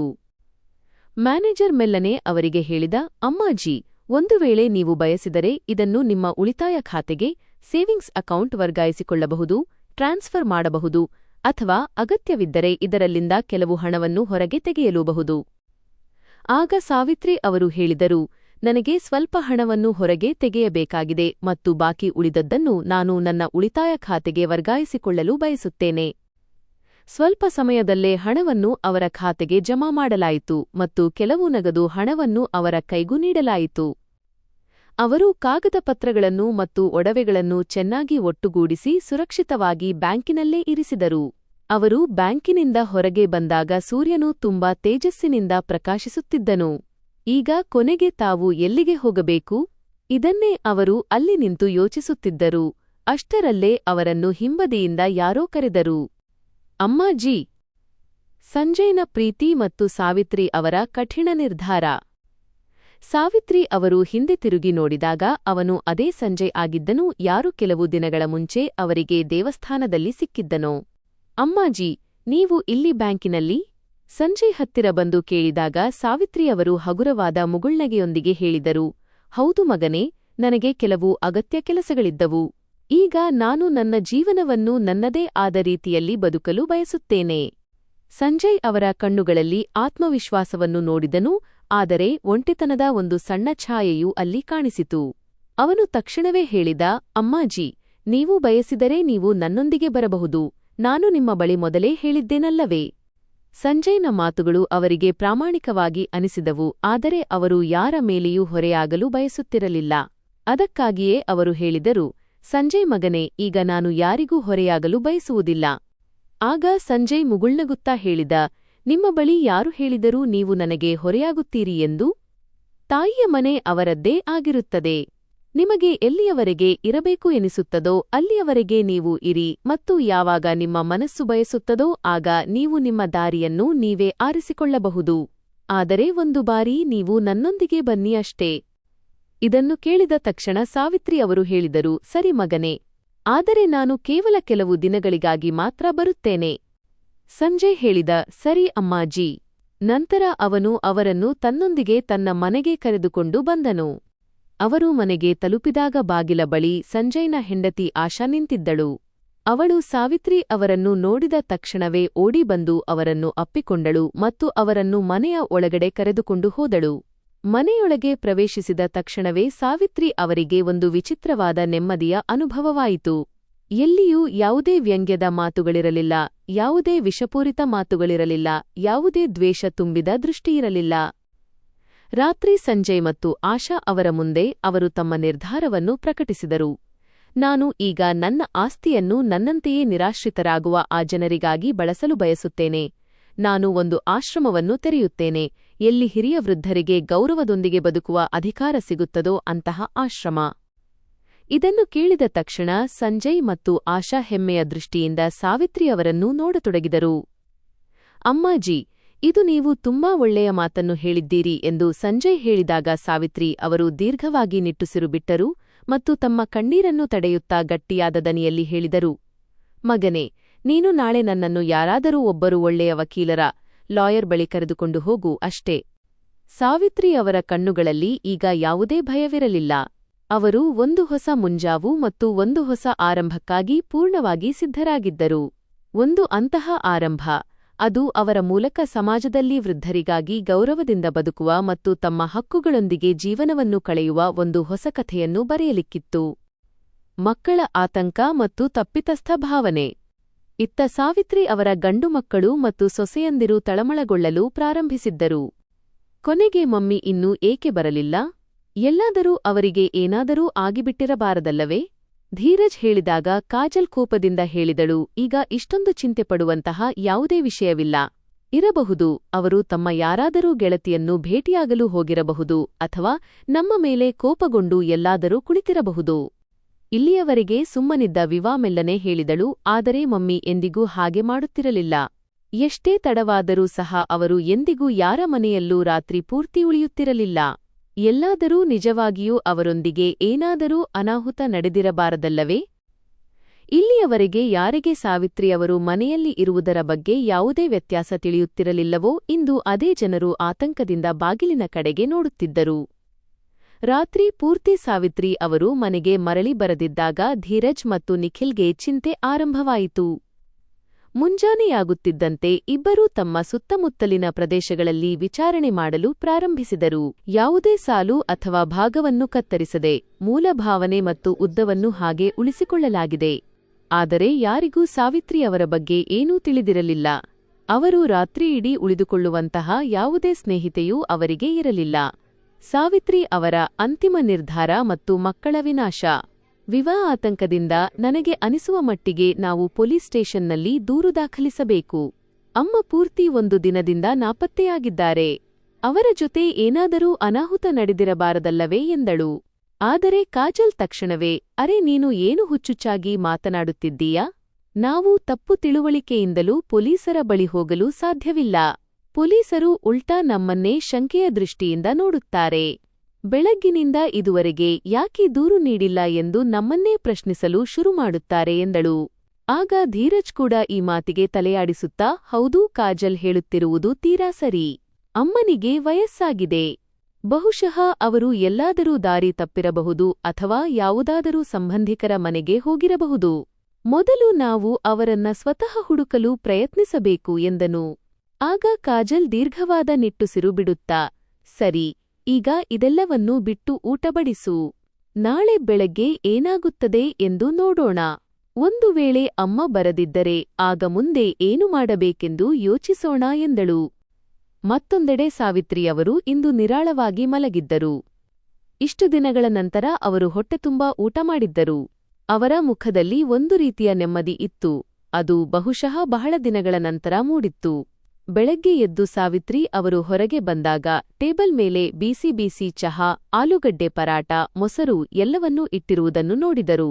ಉಪಾಹಾರ ಮುಗಿಸಿದ ನಂತರ ಸಾವಿತ್ರಿ ಅವರು, ಮಗನೇ, ಇಂದು ನನ್ನನ್ನು ಯಾರಾದರೂ ಒಬ್ಬರು ಒಳ್ಳೆಯ ವಕೀಲರ ಬಳಿ ಕರೆದುಕೊಂಡು ಹೋಗು ಎಂದರು. ಸಂಜಯ್ ಮುಗುಳ್ನಗುತ್ತಾ, ಅಮ್ಮ, ನಾನು ಈಗಾಗಲೇ ಒಬ್ಬರು ವಕೀಲರ ಜೊತೆ ಮಾತನಾಡಿದ್ದೇನೆ. ಅವರು ತುಂಬಾ ಒಳ್ಳೆಯ ಮತ್ತು ಅನುಭವವಿರುವ ವಕೀಲರು. ನಾವು ಈಗ ಉಪಾಹಾರ ಮುಗಿಸಿ ತಕ್ಷಣ ಅವರ ಬಳಿ ಹೋಗೋಣ ಎಂದನು. ಈ ಮಾತಿಗೆ ಸಾವಿತ್ರಿ ಅವರು ತಲೆಯಾಡಿಸಿದರು ಮತ್ತು ಉಪಾಹಾರದ ನಂತರ ಅವರು ಸಂಜಯ್ ಜೊತೆ ವಕೀಲರ ಕಚೇರಿಗೆ ಹೋದರು. ವಕೀಲರು ಸಾವಿತ್ರಿ ಅವರ ಸಂಪೂರ್ಣ ಮಾತನ್ನು ವಿವರವಾಗಿ ಆಲಿಸಿದರು ಮತ್ತು ಗಂಭೀರ ಧ್ವನಿಯಲ್ಲಿ, ಅಮ್ಮ, ನೀವು ಈ ಬಗ್ಗೆ ಚೆನ್ನಾಗಿ ಯೋಚಿಸಿದ್ದೀರಾ ಎಂದು ಕೇಳಿದರು. ಸಾವಿತ್ರಿ ಅವರ ಕಣ್ಣುಗಳಲ್ಲಿ ಯಾವುದೇ ಹಿಂಜರಿಕೆ ಇರಲಿಲ್ಲ. ಅವರು ದೃಢವಾದ ದನಿಯಲ್ಲಿ, ಹೌದು ವಕೀಲರೇ, ನಾನು ಕೇವಲ ಆಸ್ತಿಯಿಂದ ಬೇರ್ಪಡಿಸುವ, ಹಕ್ಕು ಕಸಿದುಕೊಳ್ಳುವ ಕಾಗದಪತ್ರಗಳನ್ನು ಮಾಡಲು ಬಯಸುತ್ತಿಲ್ಲ. ಬದಲಿಗೆ ನಾನು ಪತ್ರಿಕೆಯಲ್ಲೂ ಒಂದು ಪ್ರಕಟಣೆಯನ್ನು ಹೊರಡಿಸಲು ಬಯಸುತ್ತೇನೆ. ನನ್ನ ಮಕ್ಕಳಿಗೂ ನನ್ನ ಆಸ್ತಿಗೂ ಮತ್ತು ನನಗೂ ಯಾವುದೇ ಸಂಬಂಧವಿಲ್ಲ ಎಂದು ನಾನು ಇಡೀ ಜಗತ್ತಿಗೆ ತಿಳಿಸಲು ಬಯಸುತ್ತೇನೆ. ನಾನು ಅವರನ್ನು ನನ್ನ ಆಸ್ತಿಯಿಂದ ಹೊರಹಾಕುತ್ತಿದ್ದೇನೆ ಮತ್ತು ಇಂದಿನ ನಂತರ ಅವರೊಂದಿಗೆ ನನಗೆ ಯಾವುದೇ ಸಂಬಂಧವಿರುವುದಿಲ್ಲ ಎಂದರು. ಸಂಜಯ್ ಅವರ ಮಾತನ್ನು ಕೇಳಿದಂಗಾದನು. ಅವನು ತಕ್ಷಣವೇ, ಅಮ್ಮ, ನೀವು ಇಷ್ಟೊಂದು ದೊಡ್ಡ ನಿರ್ಧಾರವನ್ನು ತೆಗೆದುಕೊಳ್ಳುತ್ತಿದ್ದೀರಿ. ನಿಜವಾಗಿಯೂ ನೀವು ಇದನ್ನೇ ಬಯಸುತ್ತೀರಾ ಎಂದನು. ಆ ಸಮಯದಲ್ಲಿ ಸಾವಿತ್ರಿ ಅವರ ಕಣ್ಣುಗಳಲ್ಲಿ ಕಣ್ಣೀರಿತ್ತು. ಆದರೆ ಅವು ದೌರ್ಬಲ್ಯದ ಕಣ್ಣೀರಾಗಿರಲಿಲ್ಲ, ಬದಲಿಗೆ ಒಂದು ಹೊಸ ಧೈರ್ಯದ ಕಣ್ಣೀರಾಗಿದ್ದವು. ಅವರು, ಹೌದು ಮಗನೇ, ಯಾವ ತಾಯಿಗೆ ತನ್ನದೇ ಮನೆಯಲ್ಲಿ 2 ತುತ್ತು ಅನ್ನ ಸಿಗುತ್ತಿಲ್ಲವೋ ಅವಳು ಇನ್ನು ಮುಂದೆ ಯಾವುದೇ ಭರವಸೆ ಅಥವಾ ಆಸೆಗೆ ಬೀಳಬಾರದು. ನಾನು ಈಗ ಒಂದು ಹೊಸ ಜೀವನವನ್ನು ಪ್ರಾರಂಭಿಸಲು ಬಯಸುತ್ತೇನೆ. ಎಲ್ಲಿ ಗೌರವ, ಪ್ರೀತಿ ಇರುತ್ತದೆಯೋ ಅಲ್ಲಿ ಅಷ್ಟೇ ಹೊರತು ದುರಾಶೆ ಮತ್ತು ಅಪಮಾನವಿರುವ ಕಡೆಯಲ್ಲ ಎಂದರು. ವಕೀಲರು ಒಪ್ಪಿಗೆಯ ಸೂಚಕವಾಗಿ ತಲೆಯಾಡಿಸಿ, ಸರಿಯಮ್ಮ, ನಾನು ಕೂಡ ಎಲ್ಲಾ ಕಾನೂನು ದಾಖಲೆಗಳನ್ನು ಸಿದ್ಧಪಡಿಸುತ್ತೇನೆ ಮತ್ತು ಪತ್ರಿಕೆಯಲ್ಲಿ ಜಾಹೀರಾತು ನೀಡುವ ಕೆಲಸವನ್ನು ಸಹ ಪೂರ್ಣಗೊಳಿಸುತ್ತೇನೆ ಎಂದರು. ವಕೀಲರು ಎಲ್ಲಾ ಕಾಗದಪತ್ರಗಳನ್ನು ಸಿದ್ಧಪಡಿಸಿ, ಸಾವಿತ್ರಿ ಅವರೇ, ಈಗ ನೀವು ಕೇವಲ ಈ ಎಲ್ಲಾ ಕಾಗದಪತ್ರಗಳ ಮೇಲೆ ಸಹಿ ಮಾಡಬೇಕಾಗಿದೆ. ಇದರ ನಂತರ ಇದು ಕಾನೂನುಬದ್ಧವಾಗಿ ಸಂಪೂರ್ಣವಾಗಿ ಗಟ್ಟಿಯಾದ ದಾಖಲೆಯಾಗುತ್ತದೆ. ಇದರ ನಂತರ ನಿಮ್ಮ ಮಕ್ಕಳಿಗೆ ನಿಮ್ಮ ಆಸ್ತಿಯ ಮೇಲೆ ಯಾವುದೇ ಹಕ್ಕು ಇರುವುದಿಲ್ಲ ಎಂದರು. ಸಾವಿತ್ರಿ ಅವರು ಆ ಕಾಗದಪತ್ರಗಳ ಮೇಲೆ ಒಮ್ಮೆ ಕಣ್ಣಾಡಿಸಿದರು. ಹಲವು ವರ್ಷಗಳ ನೋವು, ಅಪಮಾನ ಮತ್ತು ಒಂಟಿತನದ ಬೇಸರ ಅವರ ಕಣ್ಣುಗಳಲ್ಲಿ ಮೂಡಿಬಂತು. ಆದರೆ ಈ ಬಾರಿ ಅವರ ಕೈ ನಡುಗಲಿಲ್ಲ. ಅವರು ಯಾವುದೇ ಹಿಂಜರಿಕೆಯಿಲ್ಲದೆ ಆ ಎಲ್ಲಾ ದಾಖಲೆಗಳ ಮೇಲೆ ತಮ್ಮ ಸಹಿ ಮಾಡಿದರು. ಸಂಜಯ್ ಮತ್ತು ಆಶಾ ಇದೆಲ್ಲವನ್ನೂ ಗಮನವಿಟ್ಟು ನೋಡುತ್ತಿದ್ದರು. ವಕೀಲರು ಕಾಗದಪತ್ರಗಳನ್ನು ಜೋಡಿಸುತ್ತಾ, ನೀವು ಸಂಪೂರ್ಣವಾಗಿ ನಿಶ್ಚಿಂತರಾಗಿರಿ ಅಮ್ಮ. ನಾಳೆ ಬೆಳಗ್ಗಿನ ವೇಳೆಗೆ ಈ ಸುದ್ದಿ ಪತ್ರಿಕೆಯಲ್ಲಿ ಪ್ರಕಟವಾಗುತ್ತದೆ ಮತ್ತು ಕಾನೂನುಬದ್ಧವಾಗಿಯೂ ನಿಮ್ಮ ಮಕ್ಕಳಿಗೂ ನಿಮಗೂ ಯಾವುದೇ ಸಂಬಂಧ ಇರುವುದಿಲ್ಲ ಎಂದರು. ವಕೀಲರ ಕಚೇರಿಯಿಂದ ಹೊರಬರುತ್ತಿದ್ದಂತೆ ಅವರು ಇನ್ನು ಮುಂದೆ ತಮ್ಮ ಮಕ್ಕಳ ಆಧಾರದ ಮೇಲೆ ಅಲ್ಲ, ಬದಲಿಗೆ ಕೇವಲ ತಮ್ಮ ಪತಿಯ ಹಣದ ಬಲದಿಂದ ಬದುಕಬೇಕೆಂದು ನಿರ್ಧರಿಸಿದರು. ಅವರ ಮೊದಲ ನಿರ್ಧಾರವೇನೆಂದರೆ ತಮ್ಮ ಮಕ್ಕಳಿಗೆ ಅವರ ಯೋಗ್ಯತೆ ಏನೆಂಬುದನ್ನು ತೋರಿಸುವುದಾಗಿತ್ತು. ಮರುದಿನ ಬೆಳಗ್ಗೆ ಸಾವಿತ್ರಿ ಅವರ ಕೈಯಲ್ಲಿ ಒಂದು ಪತ್ರಿಕೆ ಇತ್ತು. ಅದರ ಒಂದು ಮೂಲೆ ಸ್ವಲ್ಪ ಮಡಚಿಕೊಂಡಿತ್ತು. ಇಂದು ಅವರ ಕಣ್ಣುಗಳಲ್ಲಿ ಯಾವುದೇ ದುಃಖವಾಗಲಿ ಅಥವಾ ಉದಾಸೀನತೆಯಾಗಲಿ ಇರಲಿಲ್ಲ. ಕೇವಲ ಒಂದು ದೃಢವಾದ ನಿರ್ಧಾರವಿತ್ತು. ಅವರು ಸಂಜಯ್ ಜೊತೆ ತಮ್ಮದೇ ಮನೆಯ ಮುಂದೆ ನಿಂತಿದ್ದರು. ಅವರು ಸ್ವಲ್ಪ ಹೊತ್ತು ಯೋಚಿಸಿ ನಂತರ ಬಾಗಿಲನ್ನು ಜೋರಾಗಿ ತಟ್ಟಿದರು. ಬಾಗಿಲು ತೆರೆದಾಗ ಎದುರಿಗೆ ಕಾಜಲ್ ಮತ್ತು ವಿವಾ ನಿಂತಿದ್ದರು. ಅವರು ಸಾವಿತ್ರಿ ಅವರನ್ನು ನೋಡಿದ ತಕ್ಷಣವೇ, ಅರೆ, ನೀವು ಬಂದಿರಾ? ಅಷ್ಟಕ್ಕೂ ಎಲ್ಲಿ ಹೋಗಿದ್ದಿರಿ ನೀವು 2 ದಿನಗಳಿಂದ ಎಂದರು. ಅಷ್ಟರಲ್ಲಿ ಹಿಂದಿನಿಂದ ಅವರ ಮಕ್ಕಳು ತಕ್ಷಣವೇ ಬಂದರು. ಅವರು ಆಶ್ಚರ್ಯಚಕಿತರಾಗಿದ್ದರು. ಧೀರಜ್, ಅಮ್ಮ ನಿಮಗೆ ನಾಚಿಕೆಯಾಗಬೇಕು. ಹೀಗೆ ನೀನು ಯಾರದ್ದೋ ಮನೆಯಲ್ಲಿ ಹೋಗಿ ಇರಲು ಪ್ರಾರಂಭಿಸುತ್ತೀಯಾ ಎಂದನು. ಸಾವಿತ್ರಿ ಅವರ ಮುಖದಲ್ಲಿ ಇದನ್ನು ಕೇಳಿದ ತಕ್ಷಣವೇ ಒಂದು ಸಣ್ಣ ಮುಗುಳ್ನಗು ಮೂಡಿತು ಮತ್ತು ಅವರು ನಿಧಾನವಾಗಿ ಪತ್ರಿಕೆಯನ್ನು ಅವರ ಕಡೆಗೆ ಚಾಚಿದರು. ಮಗನು ಪತ್ರಿಕೆಯನ್ನು ಕೈಗೆ ತೆಗೆದುಕೊಂಡನು ಮತ್ತು ಅವನು ಪತ್ರಿಕೆಯನ್ನು ಓದಲು ಪ್ರಾರಂಭಿಸಿದ ತಕ್ಷಣವೇ ಅವನ ಮುಖದ ಬಣ್ಣವೇ ಹಾರಿಹೋಯಿತು. ನಾನು ಸಾವಿತ್ರಿದೇವಿ, ನನ್ನ 2 ಗಂಡು ಮಕ್ಕಳು ಮತ್ತು 2 ಸೊಸೆಯಂದಿರೊಂದಿಗೆ ಎಲ್ಲಾ ರೀತಿಯ ಸಂಬಂಧವನ್ನು ಕೊನೆಗೊಳಿಸುತ್ತಿದ್ದೇನೆ. ನನ್ನ ಸಂಪೂರ್ಣ ಆಸ್ತಿ ಮತ್ತು ನನ್ನ ಮನೆ ಈಗ ಕೇವಲ ನನ್ನ ಹೆಸರಿನಲ್ಲಿದೆ ಮತ್ತು ನನ್ನ ಮರಣದ ನಂತರವೂ ಅವರಿಗೆ ಇದರಲ್ಲಿ ಯಾವುದೇ ಹಕ್ಕು ಅಥವಾ ಪಾಲು ಸಿಗದಂತೆ ನಾನು ಕಾನೂನುಬದ್ಧವಾಗಿ ನಿರ್ಧರಿಸಿದ್ದೇನೆ. ಯಾವ ಜನರು ನನ್ನನ್ನು ತಮ್ಮ ಮನೆಯಲ್ಲಿ ಇಟ್ಟುಕೊಳ್ಳಲು ಸಾಧ್ಯವಿಲ್ಲವೋ ಅವರು ನನ್ನ ಆಸ್ತಿಗೂ ಸಹ ಅರ್ಹರಾಗಲು ಸಾಧ್ಯವಿಲ್ಲ. ಇದನ್ನು ನೋಡಿ ಗಂಡು ಮಕ್ಕಳು ಮತ್ತು ಸೊಸೆಯಂದಿರ ಪ್ರಜ್ಞೆಯೇ ತಪ್ಪಿಹೋದಂತಾಯಿತು. ಮನೆಯಲ್ಲಿ ಇದ್ದಕ್ಕಿದ್ದಂತೆ ಸಾವು ಆವರಿಸಿದಂತಹ ಮೌನ ಆವರಿಸಿತು. ಧೀರಜ್ ನಡುಗುವ ದನಿಯಲ್ಲಿ ಕೇಳಿದ, ಮಮ್ಮಿ, ಇದೆಲ್ಲ ಏನು? ಆಗ ಸಾವಿತ್ರಿ ಅವರು ಕೋಪದಿಂದ ಹೇಳಿದರು, ನನ್ನನ್ನು ಮಮ್ಮಿ ಎಂದು ಕರೆಯಬೇಡ. ನಾನು ಅಳುತ್ತಿದ್ದಾಗ, ತಡಕಾಡುತ್ತಿದ್ದಾಗ ನೀನು ಒಂದು ಬಾರಿಯೂ ನನ್ನ ಜೊತೆ ನಿಲ್ಲಲಿಲ್ಲ. ಆಗ ಈ ಸೊಸೆಯಂದಿರು ನನ್ನನ್ನು ಪ್ರತಿದಿನ ಅಪಮಾನಿಸುತ್ತಿದ್ದರು. ಆ ಸಮಯದಲ್ಲಿ ನೀವೆಲ್ಲರೂ ನಿಮ್ಮ ದೃಷ್ಟಿಯನ್ನು ಬೇರೆಡೆಗೆ ತಿರುಗಿಸಿಕೊಂಡಿರಿ. ಈಗ ನಾನು ಸಹ ನಿಮ್ಮನ್ನು ಈ ಮನೆಯಿಂದ ಹೊರಹಾಕುತ್ತಿದ್ದೇನೆ. ಇದನ್ನು ಕೇಳಿ 2 ಸಹೋದರರು ಗೋಗರೆಯುತ್ತಾ ಹೇಳಿದರು, ಮಮ್ಮಿ, ನಮ್ಮನ್ನು ಕ್ಷಮಿಸಿಬಿಡು. ನಮ್ಮೊಂದಿಗೆ ಹೀಗೆ ಮಾಡಬೇಡ. ಅಷ್ಟರಲ್ಲೇ ಕಾಜಲ್ ಕೋಪದಿಂದ ಕಿರುಚುತ್ತಾ ಹೇಳಿದಳು, ಯಾರೂ ಹೊರಗೆ ಹೋಗುವುದಿಲ್ಲ. ಈ ಮನೆ ನಮ್ಮದೂ ಹೌದು. ಆಗ ಸಾವಿತ್ರಿ ಅವರು ಒಂದು ಜೋರಾದ ಕಪಾಳಮೋಕ್ಷವನ್ನು ಕಾಜಲ್ನ ಮುಖಕ್ಕೆ ಇಟ್ಟರು ಮತ್ತು ತೀಕ್ಷ್ಣವಾದ ದನಿಯಲ್ಲಿ ಹೇಳಿದರು, ಈ ಮನೆ ಕೇವಲ ಮತ್ತು ಕೇವಲ ನನ್ನ ಹೆಸರಿನಲ್ಲಿದೆ ಮತ್ತು ಇಂದಿನಿಂದ ಈ ಮನೆಯಲ್ಲಿ ನಿನಗೆ ಯಾವುದೇ ಜಾಗವಿಲ್ಲ ಎಂದು ನಾನು ನಿರ್ಧಾರ ಮಾಡಿಯಾಗಿದೆ. ಇಷ್ಟನ್ನು ಕೇಳಿದ ತಕ್ಷಣ 2 ಗಂಡು ಮಕ್ಕಳಿಗೆ ಬೆವರು ಸುರಿಯಲಾರಂಭಿಸಿತು. ನಿಖಿಲ್ ತೊದಲುತ್ತಾ ಹೇಳತೊಡಗಿದ, ಮಮ್ಮಿ, ನಮ್ಮನ್ನು ಕ್ಷಮಿಸಿಬಿಡು. ಆದರೆ ಈಗ ಸಾವಿತ್ರಿ ಅವರು ಯಾವುದನ್ನೂ ಕೇಳಲು ಸಿದ್ಧರಿರಲಿಲ್ಲ. ಅವರು ಕೋಪದಿಂದ ಕಿರುಚುತ್ತಾ ಹೇಳಿದರು, ನನ್ನ ನಿರ್ಧಾರ ಅಚಲವಾಗಿದೆ. ಹೊರಡಿ ನನ್ನ ಮನೆಯಿಂದ ಮತ್ತು ಮತ್ತೊಮ್ಮೆ ಎಂದಿಗೂ ಈ ಹೊಸ್ತಿಲ ಮೇಲೆ ನಿಮ್ಮ ಕೊಳಕು ಹೆಜ್ಜೆಗಳನ್ನು ಇಡಬೇಡಿ. 2 ಗಂಡು ಮಕ್ಕಳು ಮತ್ತು ಸೊಸೆಯಂದಿರು ತಮ್ಮ ಎಲ್ಲಾ ಸಾಮಾನುಗಳನ್ನು ತೆಗೆದುಕೊಂಡು ಮನೆಯಿಂದ ಹೊರಹೋಗಲು ಅನಿವಾರ್ಯರಾದರು, ಕಡ್ಡಾಯವಾದರು ಮತ್ತು ಸಾವಿತ್ರಿ ಅವರು ಇಡೀ ಮನೆಯಲ್ಲಿ ಒಂಟಿಯಾಗಿ ಉಳಿದರು. ಅವರು ತಮ್ಮ ಮನೆಯನ್ನು ಒಂದು ವೃದ್ಧಾಶ್ರಮವಾಗಿ ಬದಲಾಯಿಸಿದರು. ಇದರಿಂದ ಪ್ರತಿಯೊಬ್ಬ ವೃದ್ಧ ವ್ಯಕ್ತಿಗೂ ಹೊಟ್ಟೆತುಂಬಾ ಊಟ ಮತ್ತು ಗೌರವ ಸಿಗುವಂತಾಗಲಿ ಎಂದು. ಈ ವೃದ್ಧಾಶ್ರಮವನ್ನು ನಡೆಸುವಲ್ಲಿ ಸಂಜಯ್ ಮತ್ತು ಆಶಾ ಅವರಿಗೆ ಸಂಪೂರ್ಣ ಸಾಥ್ ನೀಡಿದರು ಮತ್ತು ಮತ್ತೊಂದೆಡೆ ಅವರ ಗಂಡು ಮಕ್ಕಳು ಹಾಗೂ ಸೊಸೆಯಂದಿರು ದಾರಿದಾರಿಯಲ್ಲಿ ಅಲೆದಾಡುತ್ತಾ ತಿರುಗುತ್ತಿದ್ದರು. ಕೊನೆಗೆ ಇಂದು ಅವರಿಗೆ ತಮ್ಮ ಕರ್ಮಗಳ ಫಲ ಸಿಕ್ಕೇ ಬಿಟ್ಟಿತ್ತು. ಕಥೆಯ ಮುಕ್ತಾಯ ಮತ್ತು ಸಾಮಾಜಿಕ ಸಂದೇಶ. ಹಾಗಾದರೆ ಸ್ನೇಹಿತರೆ, ನಮ್ಮ ಇಂದಿನ ಕಥೆಯು ನಮಗೆ ಇದನ್ನು ಕಲಿಸುತ್ತದೆ. ಮನುಷ್ಯನು ಎಂದಿಗೂ ತನ್ನ ತಂದೆ ತಾಯಿಯ ಅಸಹಾಯಕತೆಗಳನ್ನು ಮತ್ತು ಪ್ರೀತಿಯನ್ನು ದೌರ್ಬಲ್ಯ ಎಂದು ಭಾವಿಸಬಾರದು. ಏಕೆಂದರೆ ಗೌರವವು ಕೊನೆಯಾದಾಗ ಸಂಬಂಧಗಳು ಸಹ ಮುರಿದು ಹೋಗುತ್ತವೆ ಮತ್ತು ನಂತರ ಪಶ್ಚಾತ್ತಾಪದ ಹೊರತಾಗಿ ಬೇರೇನೂ ಉಳಿಯುವುದಿಲ್ಲ. ಹಾಗಾದರೆ ಸ್ನೇಹಿತರೆ, ನೀವುಗಳು ಯಾವ ನಗರದಿಂದ ನಮ್ಮ ಕಥೆಯನ್ನು ಕೇಳುತ್ತಿದ್ದೀರಾ ಮತ್ತು ನಿಮಗೆ ಈ ಕಥೆ ಇಷ್ಟವಾಗಿದ್ದರೆ ದಯವಿಟ್ಟು ಕಮೆಂಟ್ ಮಾಡಿ ತಿಳಿಸಿ. ಈ ವಿಡಿಯೋವನ್ನು ಲೈಕ್ ಮಾಡಿ, ಹೆಚ್ಚೆಚ್ಚು ಶೇರ್ ಮಾಡಿ ಮತ್ತು ಹೈಪ್ ಕೊಡಿ. ಜೊತೆಗೆ ಚಾನೆಲ್ ಅನ್ನು ಸಬ್ಸ್ಕ್ರೈಬ್ ಮಾಡಲು ಮರೆಯಬೇಡಿ ಮತ್ತು ನಿಮಗೆ ನನ್ನ ಶ್ರಮ ಇಷ್ಟವಾಗಿದ್ದರೆ ನನಗೆ ಸೂಪರ್ ಥ್ಯಾಂಕ್ಸ್ ನೀಡಿ ನಿಮ್ಮ ಪ್ರೀತಿ ಮತ್ತು ಬೆಂಬಲವನ್ನು ಖಂಡಿತವಾಗಿ ತೋರಿಸಿ. ಇದರಿಂದ ನಾನು ನಿಮಗಾಗಿ ಇಂತಹದ್ದೇ ಅದ್ಭುತ ಕಥೆಗಳನ್ನು ತರುತ್ತಾ ಇರಲು ಸಾಧ್ಯವಾಗುತ್ತದೆ. ಈ ಕಥೆಯನ್ನು ಕೇವಲ ಮನರಂಜನೆ ಮತ್ತು ಸಾಮಾಜಿಕ ಸಂದೇಶವನ್ನು ನೀಡುವ ಉದ್ದೇಶದಿಂದ ಬರೆಯಲಾಗಿದೆ. ಕಥೆಯ ಎಲ್ಲಾ ಪಾತ್ರಗಳು, ಘಟನೆಗಳು ಮತ್ತು ಸ್ಥಳಗಳು ಕಾಲ್ಪನಿಕವಾಗಿವೆ. ಇದರ ಉದ್ದೇಶ ಯಾವುದೇ ವ್ಯಕ್ತಿ, ಕುಟುಂಬ ಅಥವಾ ಸಮಾಜದ ಭಾವನೆಗಳಿಗೆ ಧಕ್ಕೆ ತರುವುದಲ್ಲ. ಕಥೆಯಲ್ಲಿ ತೋರಿಸಲಾದ ಆಲೋಚನೆಗಳು ಮತ್ತು ಪರಿಸ್ಥಿತಿಗಳನ್ನು ಕೇವಲ ಜಾಗೃತಿ ಮತ್ತು ಕಲಿಕೆಯನ್ನು ನೀಡಲು ಪ್ರಸ್ತುತಪಡಿಸಲಾಗಿದೆ.